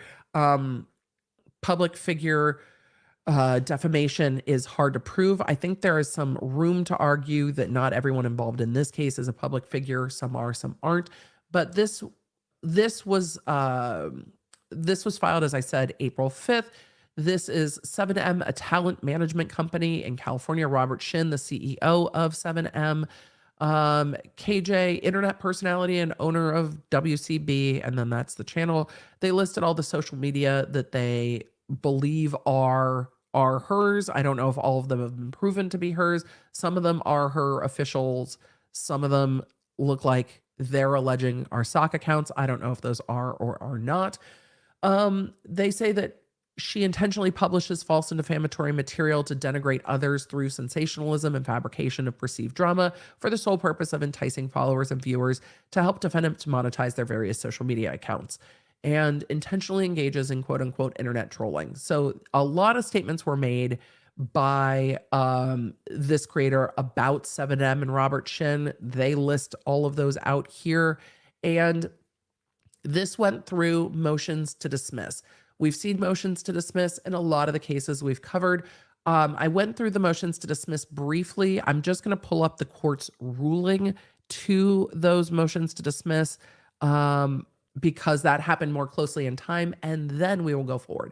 And I saw Brissy Girl, can anyone tell if it's Fred or George asleep behind Emily? I can't even tell.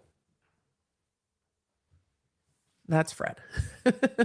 Fred has white on him. George is all ginger. He looks like a ginger snap. So yes, George is the one. Fred is the one with white. George is a ginger snap. So yes, Fred. It's Fred.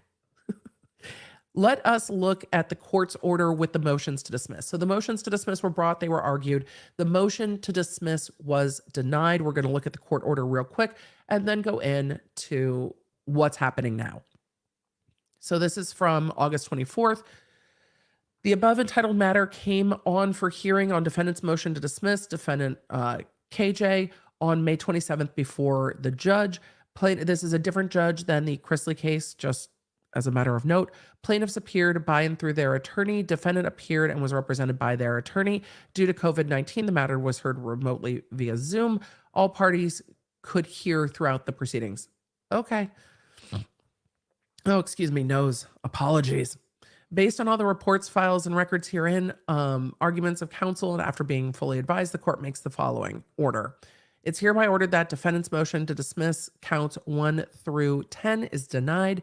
The attached memorandum is incorporated herein and made part of this order, and then the judge has a memorandum of their order. So we're going to look through the judge's ruling because I have not covered this yet. I should have swooped. Swoop, court order on the motion to dismiss, because this is the background that we need. So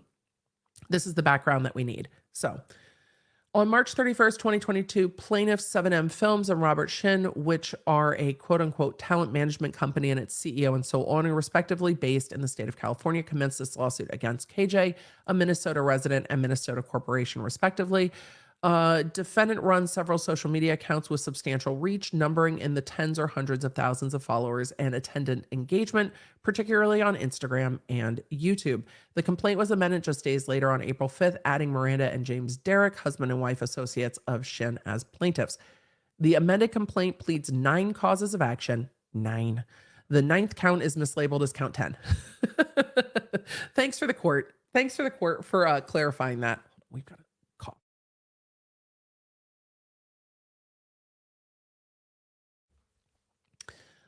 Let's see. Against KJ and her company, both counts 1 and 2, defamation and defamation per se, respectively, ultimately underlie the remaining counts. So defamation underlies all of the counts. It's different ways to allege it. Plaintiffs allege that KJ, via her Instagram page and other social media, defamed plaintiffs by posting false statements about 7M and associated individuals. Plaintiffs' business is in the field of social media communications and marketing, as well as brokering deals between performers, particularly dancers, mostly on TikTok, I think, and commercial venues. Defendant in her social media posts, as listed by plaintiff, claims that plaintiffs, in addition to their commercial ventures, are involved with a church, which plaintiff claims that the defendants characterize as a cult. The court's been very careful to say these are the allegations. Remember, when we're talking about a motion to dismiss, just briefly, when we're talking about a motion to dismiss, the court looks at everything the plaintiff says and assumes that it's true. Everything in the light most favorable to the plaintiff, because the defendant's the one making the motion to dismiss. So everything gets looked at with the light most favorable to the non-moving party, in this case, plaintiff. So assuming all of this is true, can this survive moving forward? And of all the cases we've seen against her, some of the claims in here will be hard to prove that especially when it gets to some of the defamation per se and the allegations of crimes. Plaintiffs claim that defendant has acquired and published court documents from litigation involving plaintiffs which were subject to a protective order. I don't know how you would get those if that's true. As well as the defendants claimed that plaintiffs engaged in criminal conduct, including human trafficking, waterboarding, and kidnapping. Plaintiffs' other claims are rooted in the same alleged defamatory conduct by defendant, but are pled as tortious interference with contracts. Defendants have not yet filed an answer. Remember that. We're going to get back to that into the next thing. Defendants now bring a motion to dismiss, arguing that the complaint fails to state a claim. Plaintiffs filed a responsive memorandum. Defendants filed a reply. Legal standard: a motion to dismiss inquires to the legal sufficiency of the complaint. The only question before the court is whether the complaint sets forth a legally sufficient claim for relief. When determining a motion to dismiss, the court takes all facts alleged in the complaint as true. A claim is sufficient against a motion to dismiss for failure to state a claim if it's possible, on any evidence which may be produced consistent with the pleader's theory, to grant the relief. To prove a claim for defamation, plaintiff must prove 1, the statement was false; 2, it was communicated to someone other than plaintiff; 3, it tended to harm plaintiff and lower him or her in the esteem of the community. When plaintiffs allege libel and defamation are public figures, heightened standards apply for the conduct to be defamatory. A public figure is one whose views and actions with respect to public issues and events are often as much of a concern to the citizen as the attitudes and behavior of public officials with respect to the same issues and events. So they're defining public figure. Minnesota courts have adopted the New York Times standard, which is malice, in which a public figure, to prevail for defamation, must show actual malice. This is the same standard we saw in Depp v. Heard. What is actual malice? Malice doesn't mean meanness. Malice doesn't mean nastiness.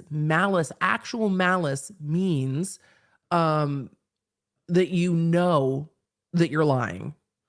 The alleged lie was a knowing one or uttered in reckless disregard for the truth. That's the actual malice standard. It was so annoying during aside. We're taking an aside. We're just taking a quick aside. It was so annoying during Depp v. Heard. There were times when Elaine was arguing malice as a mean-spirited nastiness, and that's not what the legal context of malice means when it comes to public figure defamation. It means that you knew that shit wasn't true, or you recklessly disregarded that it was true.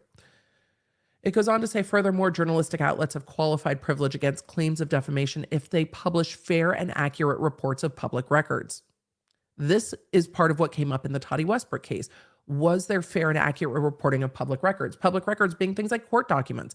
If you read a court document and the court document says, like this one, I'm reading a court ruling. The court says that the plaintiffs say that KJ said that they were human trafficking. That's not defamation. We're not calling anyone a thing. We're reporting what the court said. But it's different if you misreport it. So if you're not accurate, then if you're not accurate in it, then it's a problem. Kevin Kimball asked the important question, why is it called the New York Times Standard? Because it comes from the Supreme Court case, New York Times versus Sullivan. Look at me remembering case names. I'm applauding myself.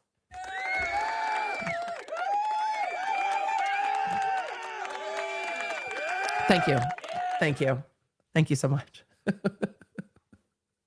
Oh, crap. And it says it right here. See? I thought I was like, look, I remember, but it's also literally listed by the court. But I was going from memory. It's literally in front of my face. Good job, Emily. Keep reading. So if you're interested in New York Times versus Sullivan, you can find the entirety of the opinion online. Most of the, all Supreme Court opinions are public records, so you can just go find them. You don't have to pay for those. But New York Times versus Sullivan is the cornerstone case in this area. All right, when plaintiffs allege libel or defamation of public figures, heightened standard apply. And then we go through the public figure standard, which is malice. Minnesota courts have adopted the New York Times standard. The question of whether a statement's language reasonably conveys a defamatory meaning is one of law for the courts to decide. This is a gatekeeper function, has long been recognized as common practice. So let's get to the discussion. Everything's taken in the light most favorable to the plaintiff. Everything's assumed to be true. Malice applies. The case before the courts turns on whether the allegations in the amended complaint, it taken alone and assumed to be true, form a legally cognizable claim for relief. If this shit's true, if you said what we're saying, is it defamatory? While defendants provide an admirable summary of Minnesota and United States law concerning defamation involving public figures and argues that plaintiffs will be unable to prove that defendants acted with actual malice, those issues are not properly before the court. An admirable summary of law. It's a kind way to say thank you for reiterating the law for us. However, assuming arguendo that all plaintiffs are public figures and thus subject to actual malice standards, plaintiff's amended complaint pleads actual malice. Whoop, there it is. Whether they are able to prove that defendants acted with actual malice is another matter, which is not before the court presently because defendant's motion is one to dismiss for failure to state a claim. Minnesota is a notice pleading state, which requires only that plaintiff include information sufficient to fairly notify the opposing party of the claim against it. That means the plaintiff has to say, hey, I think you defamed me when you said this. That's it. Notice pleading.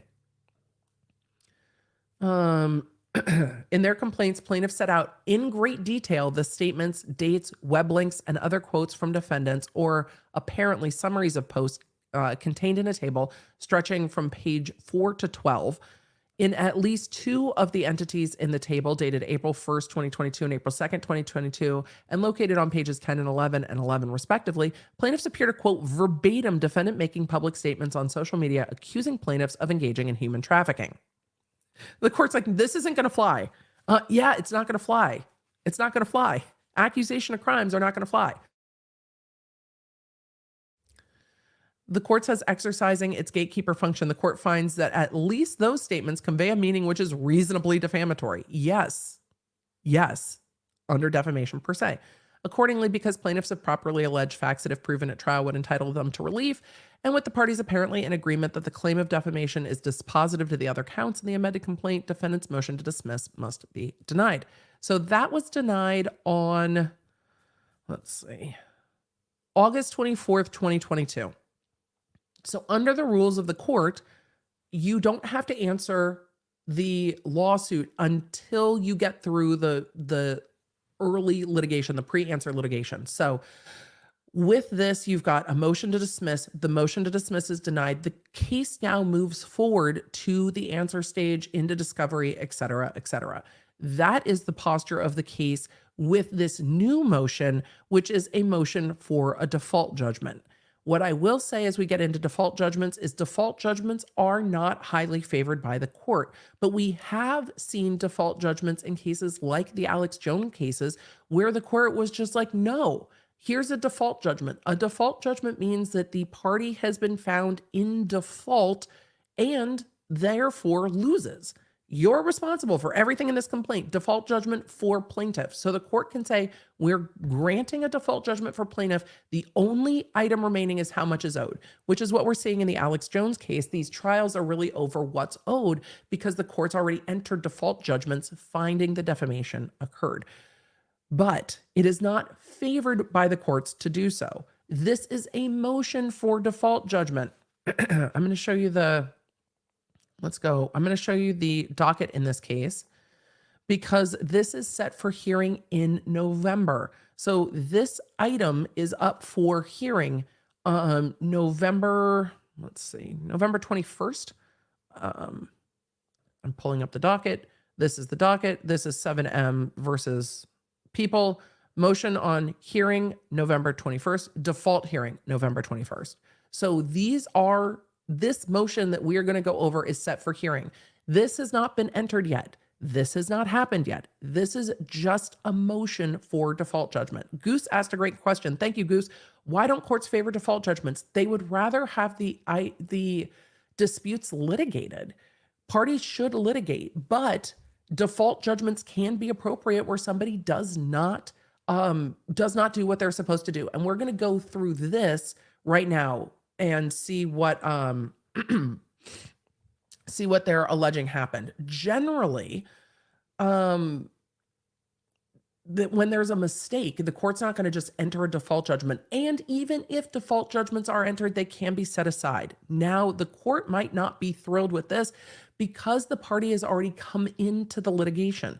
So the defendant has already appeared. The defendant has already litigated. The defendant has already made motions to dismiss. So it's not like they're unaware where you could have a case where somebody, says they served someone and served it at the wrong address, and then they get a default judgment, and then you can get the default judgment set aside. These parties have been involved already, which actually goes in favor of 7M getting a default judgment because the parties are already engaged in this litigation and aware of what's going on.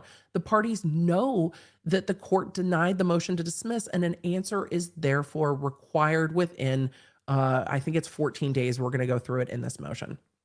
So notice of motion and motion for default. This has not been entered yet. Plaintiffs will and hereby move the court at the above time and place for the following order of default judgment. So this is going to be heard November 21st at 1:30. This motion is brought pursuant to Minnesota Rules of Civil Procedure and will be based upon files, records, and proceedings herein. There's a lot in this motion, so buckle up. That's the notice. Plaintiffs have brought a complaint against defendants for the following claims: defamation, defamation per se, all the other things. Defendants have failed to timely serve an answer in this matter pursuant to Minnesota Rules of Civil Procedure. Therefore, plaintiffs are entitled to a default. Generally accurate. Defendant's judgment should be entered against defendants for failure to timely answer plaintiff's amended complaint. In general, the Minnesota Rules of Civil Procedure require that, quote, defendant shall serve an answer within 21 days after the service of the summons upon that defendant.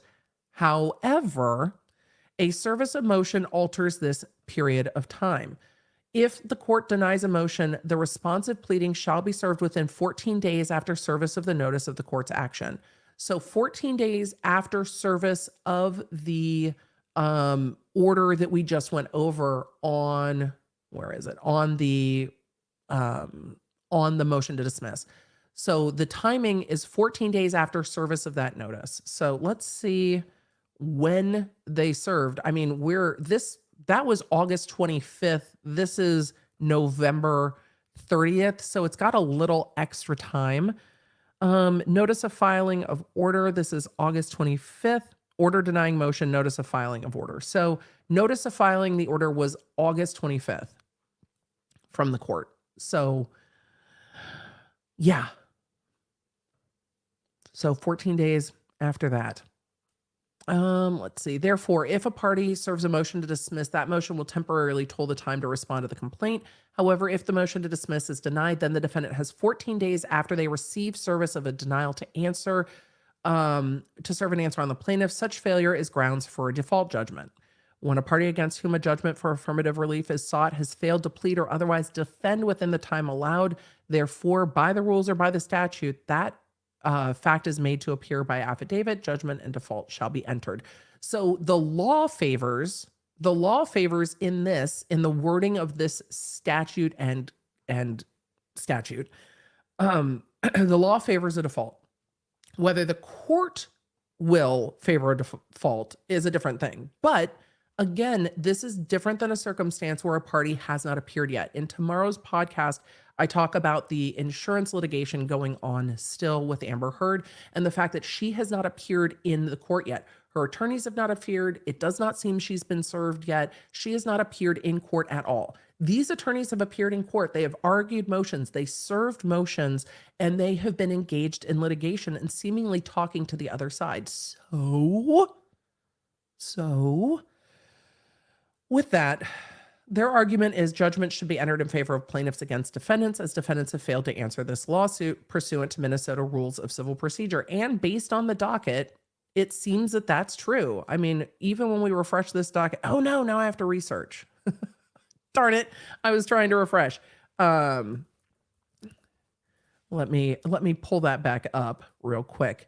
Even on a refreshed docket, there is a filing from today, which is notice of the remote hearing, which I pulled earlier. That's the notice of the remote hearing for the November 21st hearing, but there is still no answer showing up on the court's website yet. So the last thing we have is that notice of hearing that was from this morning. It's what, almost 2 o'clock? Which time zone is Minnesota in? Central? I hope so. Almost 2 o'clock, and that hasn't populated on this court's website yet. And the court website tends to be pretty quick, just from my experience with this particular court's website, much faster than Los Angeles. Los Angeles's website, something could be filed, and it might not show up on the website for a few days. So let's look at the timing here. Defendants filed a motion to dismiss on April 27th, 2022. The court issued its order on defendant's motion on August 24th, 2022. The court issued its notice of filing and order and served the same on defendants on August 25th. Oh, I could have just kept reading instead of going to the docket. By operation of Minnesota Rule of Civil Procedure 55.01, defendant's answer was due on September 8th. This deadline for filing an answer has now passed. The defendant has failed to answer this action. Defendant is therefore in default. The court has not ruled that. This is their argument. Judgment in this case has been entered. Judgment in this case should be entered against defendants as outlined below. Defamation, and then they're going through the different defamation prongs, asking for the default to be entered. In addition to the human trafficking claims, defendants have claimed plaintiffs committed other crimes of moral turpitude, including kidnapping, waterboarding, SA, and that plaintiffs are in a cult similar to that of the Jim Jones cult. The defendant's statements that plaintiffs are a Jim Jones cult, footnote 1, and that they have participated in the crimes of kidnapping, waterboard, SA, amount to the same level of disparagement as an accusation of human trafficking. Given the egregious nature of defendants' false statements against plaintiffs, it's proper for this court to find them defamatory. And then they talk about who Jim Jones was and link to the Encyclopedia Britannica. They go on through the defamation and then list out their losses or their alleged losses, although everything's alleged because it's court filing. Everything's alleged.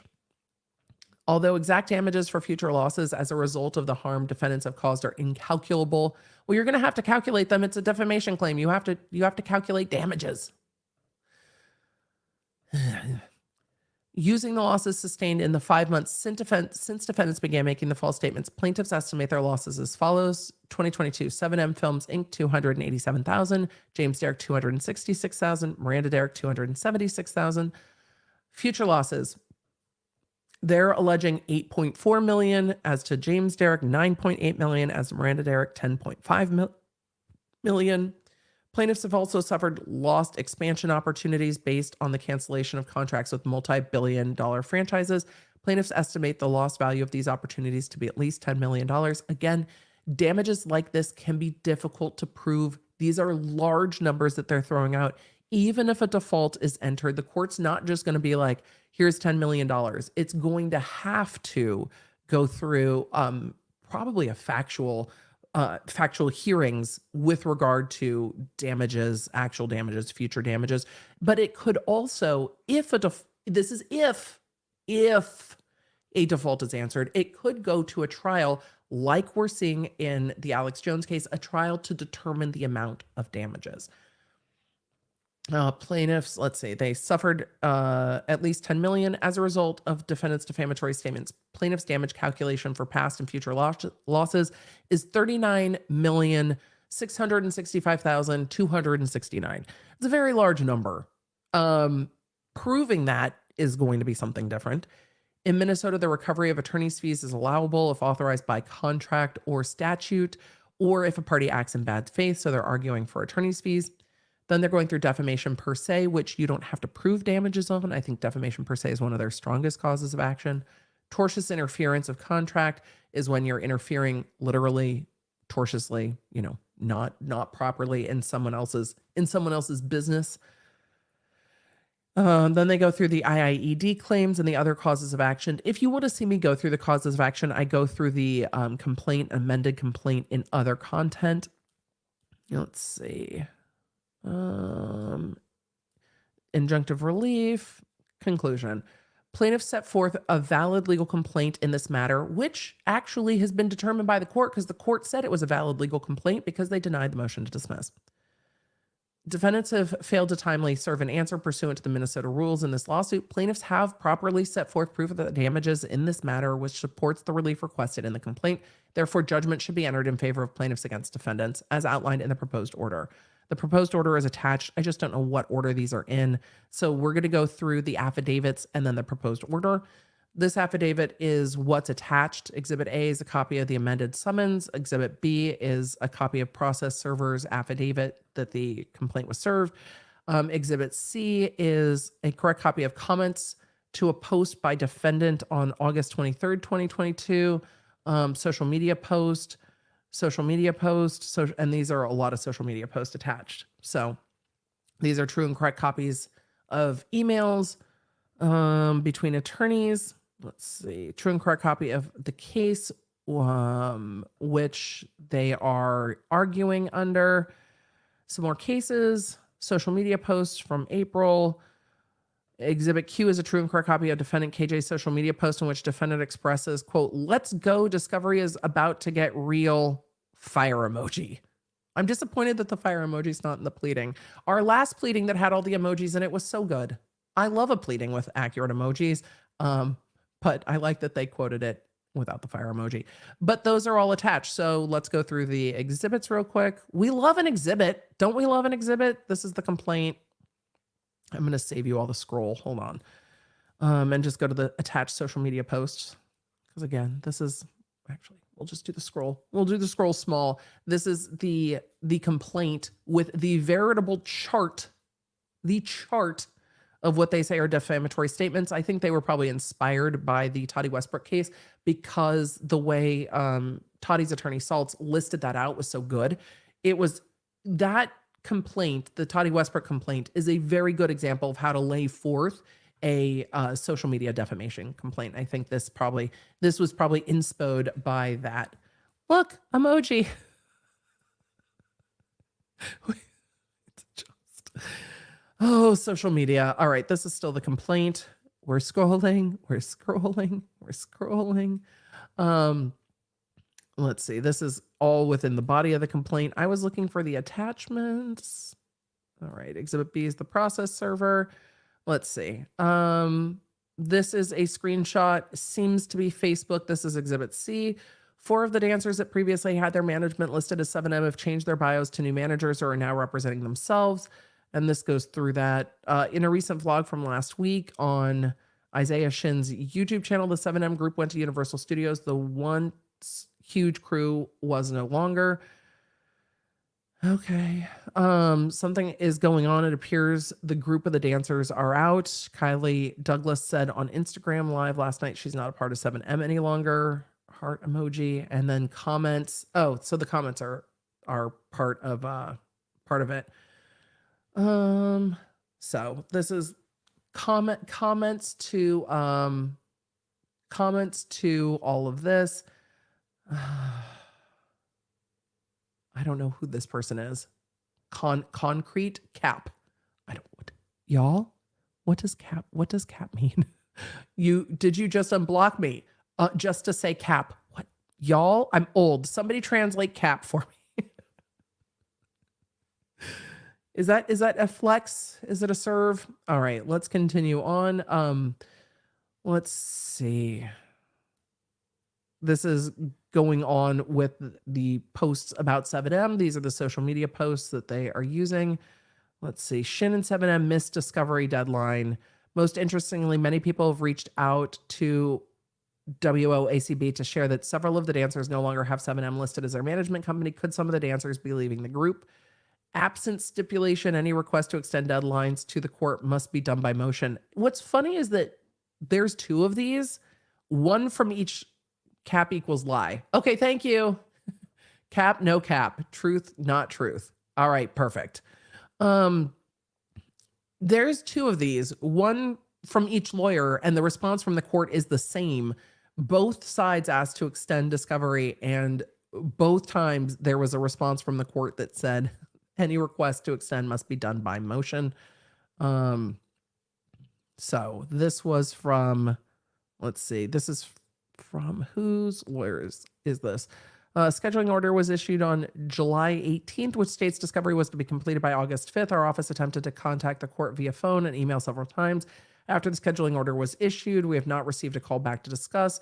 The judge's order regarding the motion to dismiss is not due until the end of August, and defendants have not yet served an answer on this matter, and there has not been an answer served in this matter. Plaintiffs respectfully request an amended scheduling order be issued. Well, they have to do that by motion, but generally the time doesn't start to toll until an answer is filed. All right, these are continued social media posts and comments under social media posts. And let's see, emails. Emails are what I wanted to look for. Look, all of these are public records. Don't email the people in these. Don't contact the people that we talk about. Y'all know this. You're law nerds, but I'm just saying. Just saying. Don't. Let's go through the email. Let's see. Wednesday, July 27th. I left a message that said they return calls within 3 hours. I left a message. They said that they return calls within 3 hours. I called twice and left 2 messages for the clerk. Oh, this is regarding the scheduling call. Let's see. Hello, Mr. Michelson. Regarding court file number, blah, blah, blah, blah, blah. I left a message for you with no response. I understand that voicemail does not always get to the corresponding person. A scheduling order was issued on July 18th. The dates are conflicting as Judge Davis has not issued her order on the motion to dismiss. We are requesting an amended scheduling order. So this is about the amended scheduling. This is the case law that was attached. Let's see if there's anything else attached to this. There's some other declarations or affidavits that we're going to go through real quick. But again, and then we're going to get to questions. The important part is to know that this has not been ruled on by the court yet. This is a request. This is a request. And a request is simply that. These attorneys had to make a request because the deadline is passed to answer the case. So that's why. All right. More social media posts that they're talking about. Let's see. More social media post. This was the post about this lawsuit. Game on, counterclaims coming your way. Okay. Another case. We're going to zoom past this case to the other affidavits. Here we go. Affidavit of James Derrick. Affiant's one of the plaintiffs in the above matter. I'm a professional dancer, model, choreographer, music producer, social media content creator, legally married to Miranda Derrick, also one of the plaintiffs. I began a professional relationship with 7M in August 2020 when the 7M Films first began operating as a talent management company. 7M Films is still my talent management company. When I began working with 7M, I had approximately 465,000 followers on Instagram and 2.7 million followers on TikTok. From August 2020 to July 2021, my Instagram followers increased to 845. My TikTok followers increased to 3.1 million. By March 2022, just before defendants began posting about plaintiffs in this case, my Instagram followers had increased to 1.8 million, TikTok followers to 4.9 million. Since March of 2022, following the statements made by defendants, my Instagram following has decreased to 1.7 million. My TikTok followers has remained at 4.9. In a 5-month period from November 2021 to March 2022, my gross income was $214,000. In the 5-month period from April 2022 to August 22, my gross income dipped to 81,000. That's a large dip, showing what it's connected to may be difficult, or it might be easy. It just depends on what they have. If they have emails saying, hey, there's a bunch of this stuff going on social media, we don't want to touch it, that's going to make it easier for them to prove, other than people just saying, hey, we don't want to work with you right now. But we saw this in the Johnny Depp Amber Heard case, the amount of experts they brought in from both sides to say, hey, this is what caused the damage to reputation and career. It's not always easy to show lost opportunity. I have estimated that in the year 2022 to 2042, I will lose approximately $10 million. It'll be interesting to see how that is calculated. And then this goes to the other causes of actions. The false and defamatory statements have caused me to lose several contracts, caused me to suffer severe emotional distress. That goes to the IAED. Caused me to feel vilified in the public, made me feel personally under attack. I mean, social media. And defendant statements have caused myself and my family to have been threatened and harassed by third parties. Should never happen.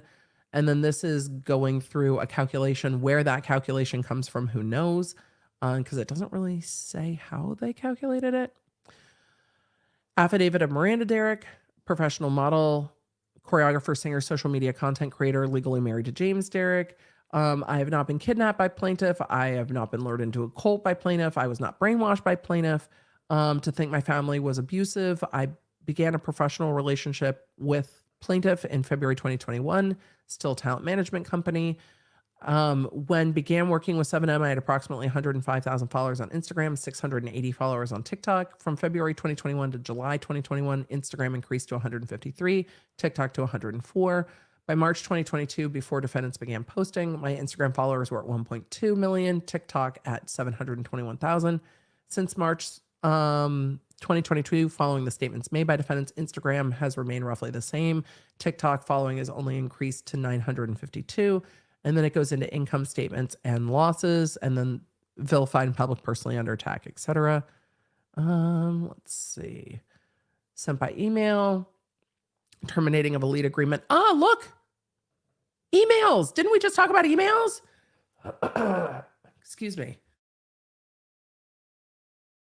We just talked about emails. Let's see.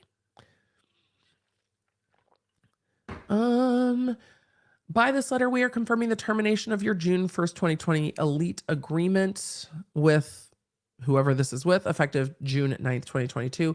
We wish to remind you, however, that you are legally bound to comply with the activity restrictions set forth in paragraph 10 of the agreement for a period of 12 months following your effective termination date, which shall be up through June 9th, 2023. In addition, you are required to comply with the terms set forth in the paragraphs titled confidentiality, non-disparagement, and miscellaneous, as applicable in perpetuity.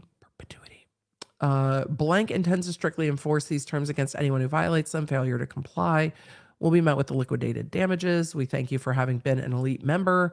Wish you the best in your future endeavors. So this looks like a canceled contract.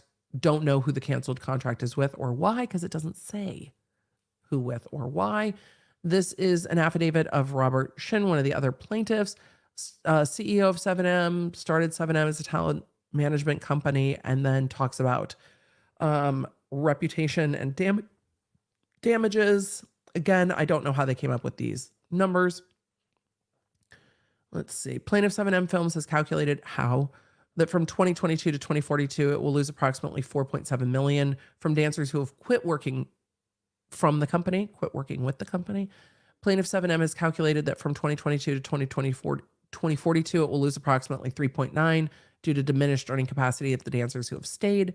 And then they go through their calculations. Again, they don't say how they calculated it or where the numbers come from, but that's not super relevant other than they're coming up with large numbers. Let's see. June 3rd, influencers management. Hi, Miranda. Thank you for the time you've spent with us the last few weeks to potentially come on board as one of our influencers. After some further internal discussion with our team, we have decided that at the present time, we are not going to have you come on board. We apologize for any inconvenience. So this is a voided contract or a contract that wasn't signed. And it looks like they were excited to sign before, and then we're like, oh no, we're not going to sign. Let's see what date that is. So that's June 3rd. So we'll see. I mean, if this ever went to trial, I'm sure they'd call those people and be like, look, was this what was going on? Here's one. Hi there. Hope you're well. Coming back to discuss the partnership. We feel like there are still some negative publicity going on in the media, so we'd like to not move forward with this collaboration. Best. Look, here, I'm just saying, if you're sending business emails, maybe just capitalization. Look, I am not a great writer. Maybe just capitalization. Just saying. Let's see. This is an email lawsuit promo X Miranda. This is from April 2nd. Let's see. Hey Miranda, could you remove our story, please? We have received a lot of criticism due to this collaboration. Thank you for understanding. Let's see. Hey Miranda, could you remove our story, please? We've received a lot of criticism. Hey there, yes, I can do that now. That is just those types of emails are going to be the things that are, if this goes to trial, that are going to make it easier to prove, look, there was fallout from this saying, we are moving away from you due to negative publicity in the press. You can show what negative publicity is going on. Showing where it stems from is another thing. So these are posts. This is, let's see, Spanx. Let's see. Spanx, do you support cults that control every single aspect of dancers' lives? Their pastor controls everything they do and their money. Every decision is controlled by their pastor and his team. They are told to submit and obey. Their pastor allegedly takes away privileges when they don't obey, including jobs, friends, church, family, etc. Is that cool with you? Asking for a friend. Spanx supports women, not cults. And this looks like a DM. Thank you so much for flagging this for us. We removed the post and can confirm it was not a collab of any sort, just a regram. We don't support 7M in any way and stand by supporting women. Thank you for letting us know. So they're going to use that to show interference or to argue interference. And so then we've got other social media posts and the proposed order. So this is the end. We're at the end. The proposed order. The above entitled matter came before the undersigned judge. This is proposed. Once this is signed, that will be lined out. These are findings of fact they want the court to make. It doesn't mean the court will. On April 4th, defendants were served with the amended summons and complaint. April 27th, filed and served a motion to dismiss. August 24th, the court ordered or denied the motion. They had 14 days after August 24th to answer. I think they had 14 days after August 25th, truthfully. Defendants failed to provide an answer within the required time. Motion for default judgment is granted. That's what they're asking for. And then they're asking for all of the judgments. And they're asking that defendant be permanently enjoined from publishing or republishing anywhere the following statements. Plaintiffs are associated with the cult. And we saw an injunction like this that ended up being stipulated to in the Cardi B Tasha K case. Plaintiffs are associated with the cult. Plaintiffs are engaged in human trafficking. Plaintiffs are engaged in theft. Plaintiffs are engaged in exploitation. Plaintiffs are engaged in torture. Statements that plaintiffs are engaged in kidnapping or holding people captive. Statements relating to the legal proceedings with the plaintiffs. Statements, that's vague. Statements regarding any relationship between plaintiffs and their business partners, employees, or affiliates, also vague. Statements regarding marriages of the plaintiffs. All other false and defamatory statements, also vague. But we'll see what the court does. They have a hearing on November. So I think the most important thing to remember is this is being requested. It has not been granted. Though the wording of the statute in Minnesota is pretty strong that if you don't reply within the period of time, you can get a default judgment. Those response periods are statutorily set. If this, then that. This is how much time you have. And they're the same in every single case, which is why you need lawyers that practice in that jurisdiction who knows the in and out of the local rules. It doesn't seem that anything's been filed since this morning when the remote hearing was filed. That hearing will happen on November 21st. Wherein the attorneys for the defendant are going to have to explain why this wasn't filed within the timing and why a default should not be granted. Courts do not love defaults. They like to see things settled on their merits, but it's not like it's a day or two beyond the 14 days from the denial of the motion. They gave their time, and the attorneys for 7M have to file the motion for default because the defendant didn't answer in the appropriate period of time. So we'll see what the court does. It's not a terrible motion for default by any means. Courts, again, defaults can be disfavored, but the statute seems pretty clear on the fact that it's 14 days after an order on the motion to dismiss, and 14 days has passed. So with that, we need to get to questions. I have questions, you have questions, we have questions. It's time to FAQ around and find out, and then I have to boogie. So short questions today.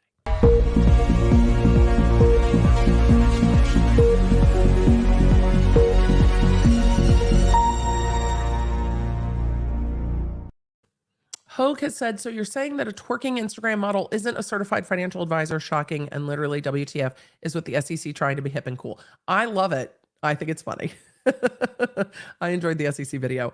I'm willing to make a vid like this for you, Emily. I'd love to. Let me know. I mean, Deli, we'll have to talk about what to use it for. I'm living for the SEC video commentary. I didn't know we would have SEC video commentary today, but it is. Sonia said, to be honest, the internet is mean because people are mean, not being mean, just saying our schools, workplaces, and general society are mean. There's a lot of meanness. I don't love it. Brenda said, Elizabeth Holmes sentencing delay because of prosecutor misconduct. That is something I will be looking into for Thursday. I have not seen any stories about that this morning, but I've been prepping this show this morning. COVID hit me last week. Now recovering. Love you. It's been a rough go for me being sick with it. Rough. Maybe they pledged to file. Cecilia, maybe. That unfortunately is not how the rules work.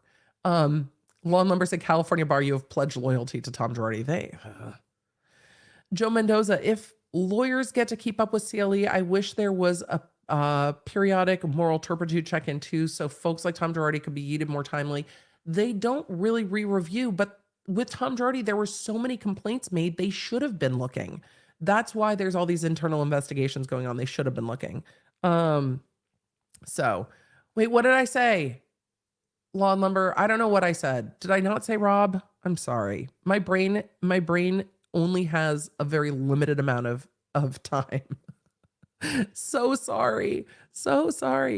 Question. Did you see that Angelina Jolie filed a cross complaint against ex-Brad Pitt this morning? I know that their answer was due this morning, so I was anticipating the answer being due. So I have Jolie Pitt stuff to cover on the podcast either next week or the week after, because I was waiting for that answer. Because there's been, did I say Hogue? Not Rob. Sorry. I'm sorry, Rob. I meant you. There is a government response in the Chrisley case, and then there is the response in the Jolie Pitt case. So I have to figure out which one's going which for the podcast, because we've got two that we need to swoop back to. So I think I will probably do the Chrisley case next week, because then I can update this on the podcast too, and then do the Jolie Pitt one the week after. It's just I'm behind. Question. KJ says on Twitter that 7M missed discovery, so the lawsuit will be dismissed. Could that be true?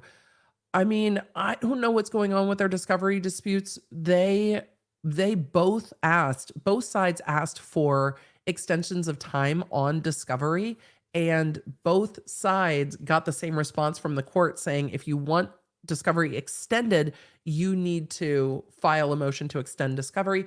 But I also would need to look at the local rules with regard to whether the discovery deadlines are stayed due to a motion to dismiss, because in most jurisdictions, the discovery does not trigger and start until after those pre-answer motions, but that might not be the case in Minnesota. But if a case got dismissed with regard to discovery, it probably wouldn't get dismissed with prejudice and they would just refile it. So I think the bigger concern here is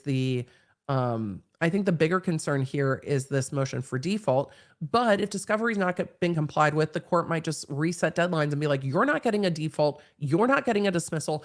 Everyone do your discovery. Stop it.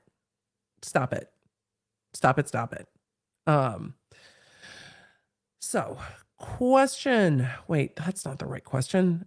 Question. Do you anything about Ray J and the leaked video contract? No, it's on my list. The Ray J Kardashian stuff is absolutely on my list. Have you watched the Depp v. Heard movie on Tubi? I don't even know how to watch Tubi. Old. I don't know where to file it. I don't know where to find it. I also watched the trial with all of you. I don't know if I want to watch a recreation of the trial. Deli said, designer, animator, I work making videos like this. Trust, a whole studio was behind it. And there was, they were probably all in the video itself. I thought it was fun. I thought the SEC video was funny. There's a not so fine line between shilling diet tea and investment products. It's a law older than Maryland's dress, the Investment Advisors Act of 1940.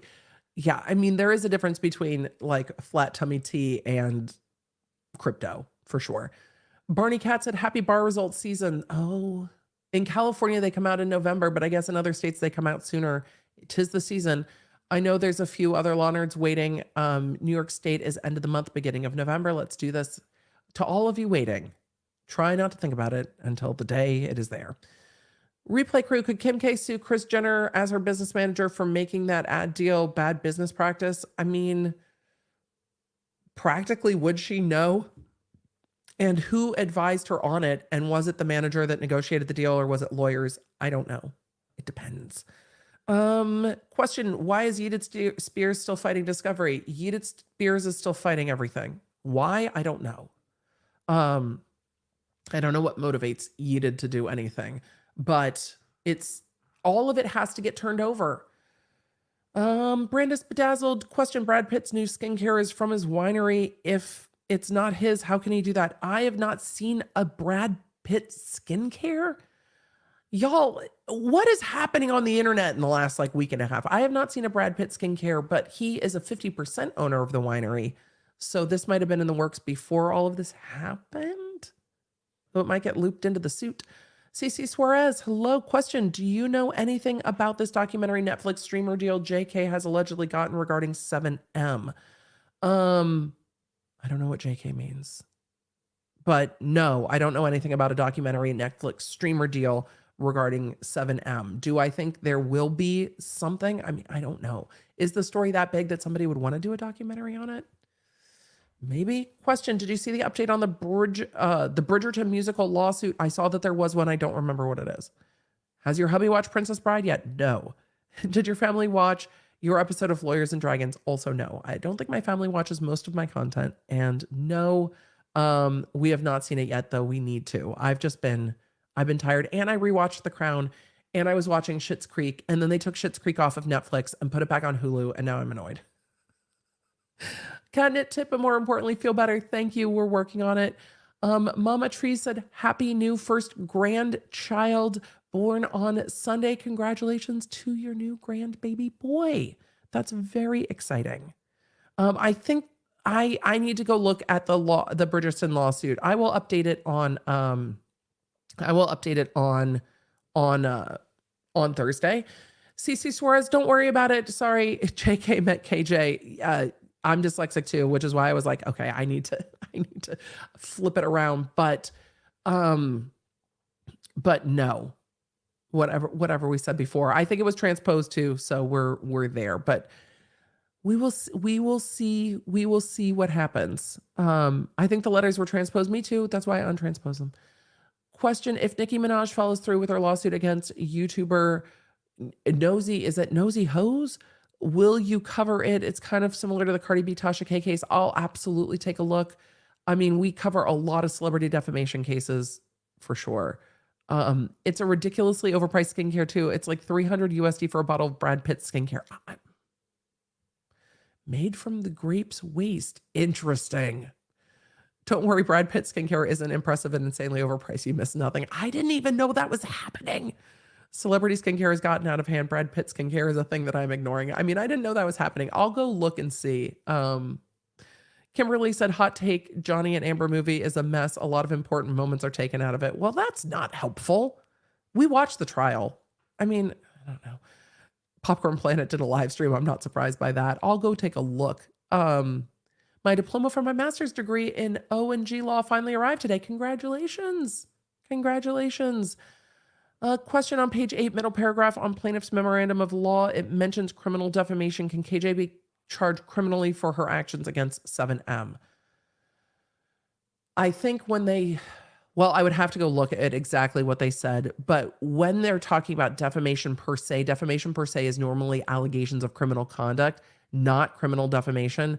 And I would need to look at the Minnesota statutes, but generally words being illegal are very, very specific and not in the defamation realm. They're in the criminal threats realm. So no, I haven't seen anything where I'm like, oh, there's a criminal charge there in all of this. All of this is really squarely in the defamation realm and in the realm of tortious interference. I think it's a properly pled complaint. I don't think it's going to go any further than that, but we'll see what happens in November. I'm actually really interested to see what the court does with this motion for default. It'll be very interesting to see.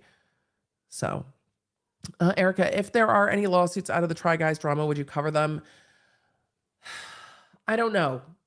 I will, if there are any, I will decide then. It's just, all of it makes me sad. And the guys in the Try Guys seem like they are trying to just put it behind them, make the statement they made, do the business internal investigations and move on. So we will see. We will see. It's all of it just makes me sad. Let's see. ALS says, we are sick in my house at the same time as Emily, and I'm in Canada. So glad ADP is getting better. I mean, it's been rough, which is why my brain is a little fuzzy, but B, my nose is very, very fuzzy. Speaking of which, it is time for me to get going. So CC Suarez, circling back, I do not know anything about a documentary Netflix streamer deal with regard to 7M. I mean, I don't know. In the middle of this lawsuit, I don't know if anybody would want to do a deal, but we'll see. All right, with that, y'all have given me lots to think about, but I have got to go. Thank you for being here. Thank you for being a law nerd. I have not asked you to do the YouTube-y things. I have forgotten. I should ask. YouTube is like, hey, maybe you should remind people to subscribe and stuff. So do the YouTube-y, likey, subscribe-y things. Thank you for being here. Thank you for being a law nerd. We will be talking to you soon. I will be back on Thursday, hopefully. My intention is to be here Thursday. New episode of the Emily Show podcast tomorrow. If you've not listened to the podcast, it's on all your favorite podcasting apps, and the video episodes are here on the YouTubes. With that, I am going to say good afternoon and goodbye. And replay crew, if you've made it this far, thank you. Live crew, thank you. And I will see you guys in the next one. Bye. Connect with me everywhere. I'm at the Emily D. Baker.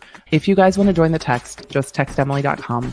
If you want to join the channel, lawnerdsunite.com. Happy to have you. Support what we do here on the YouTube.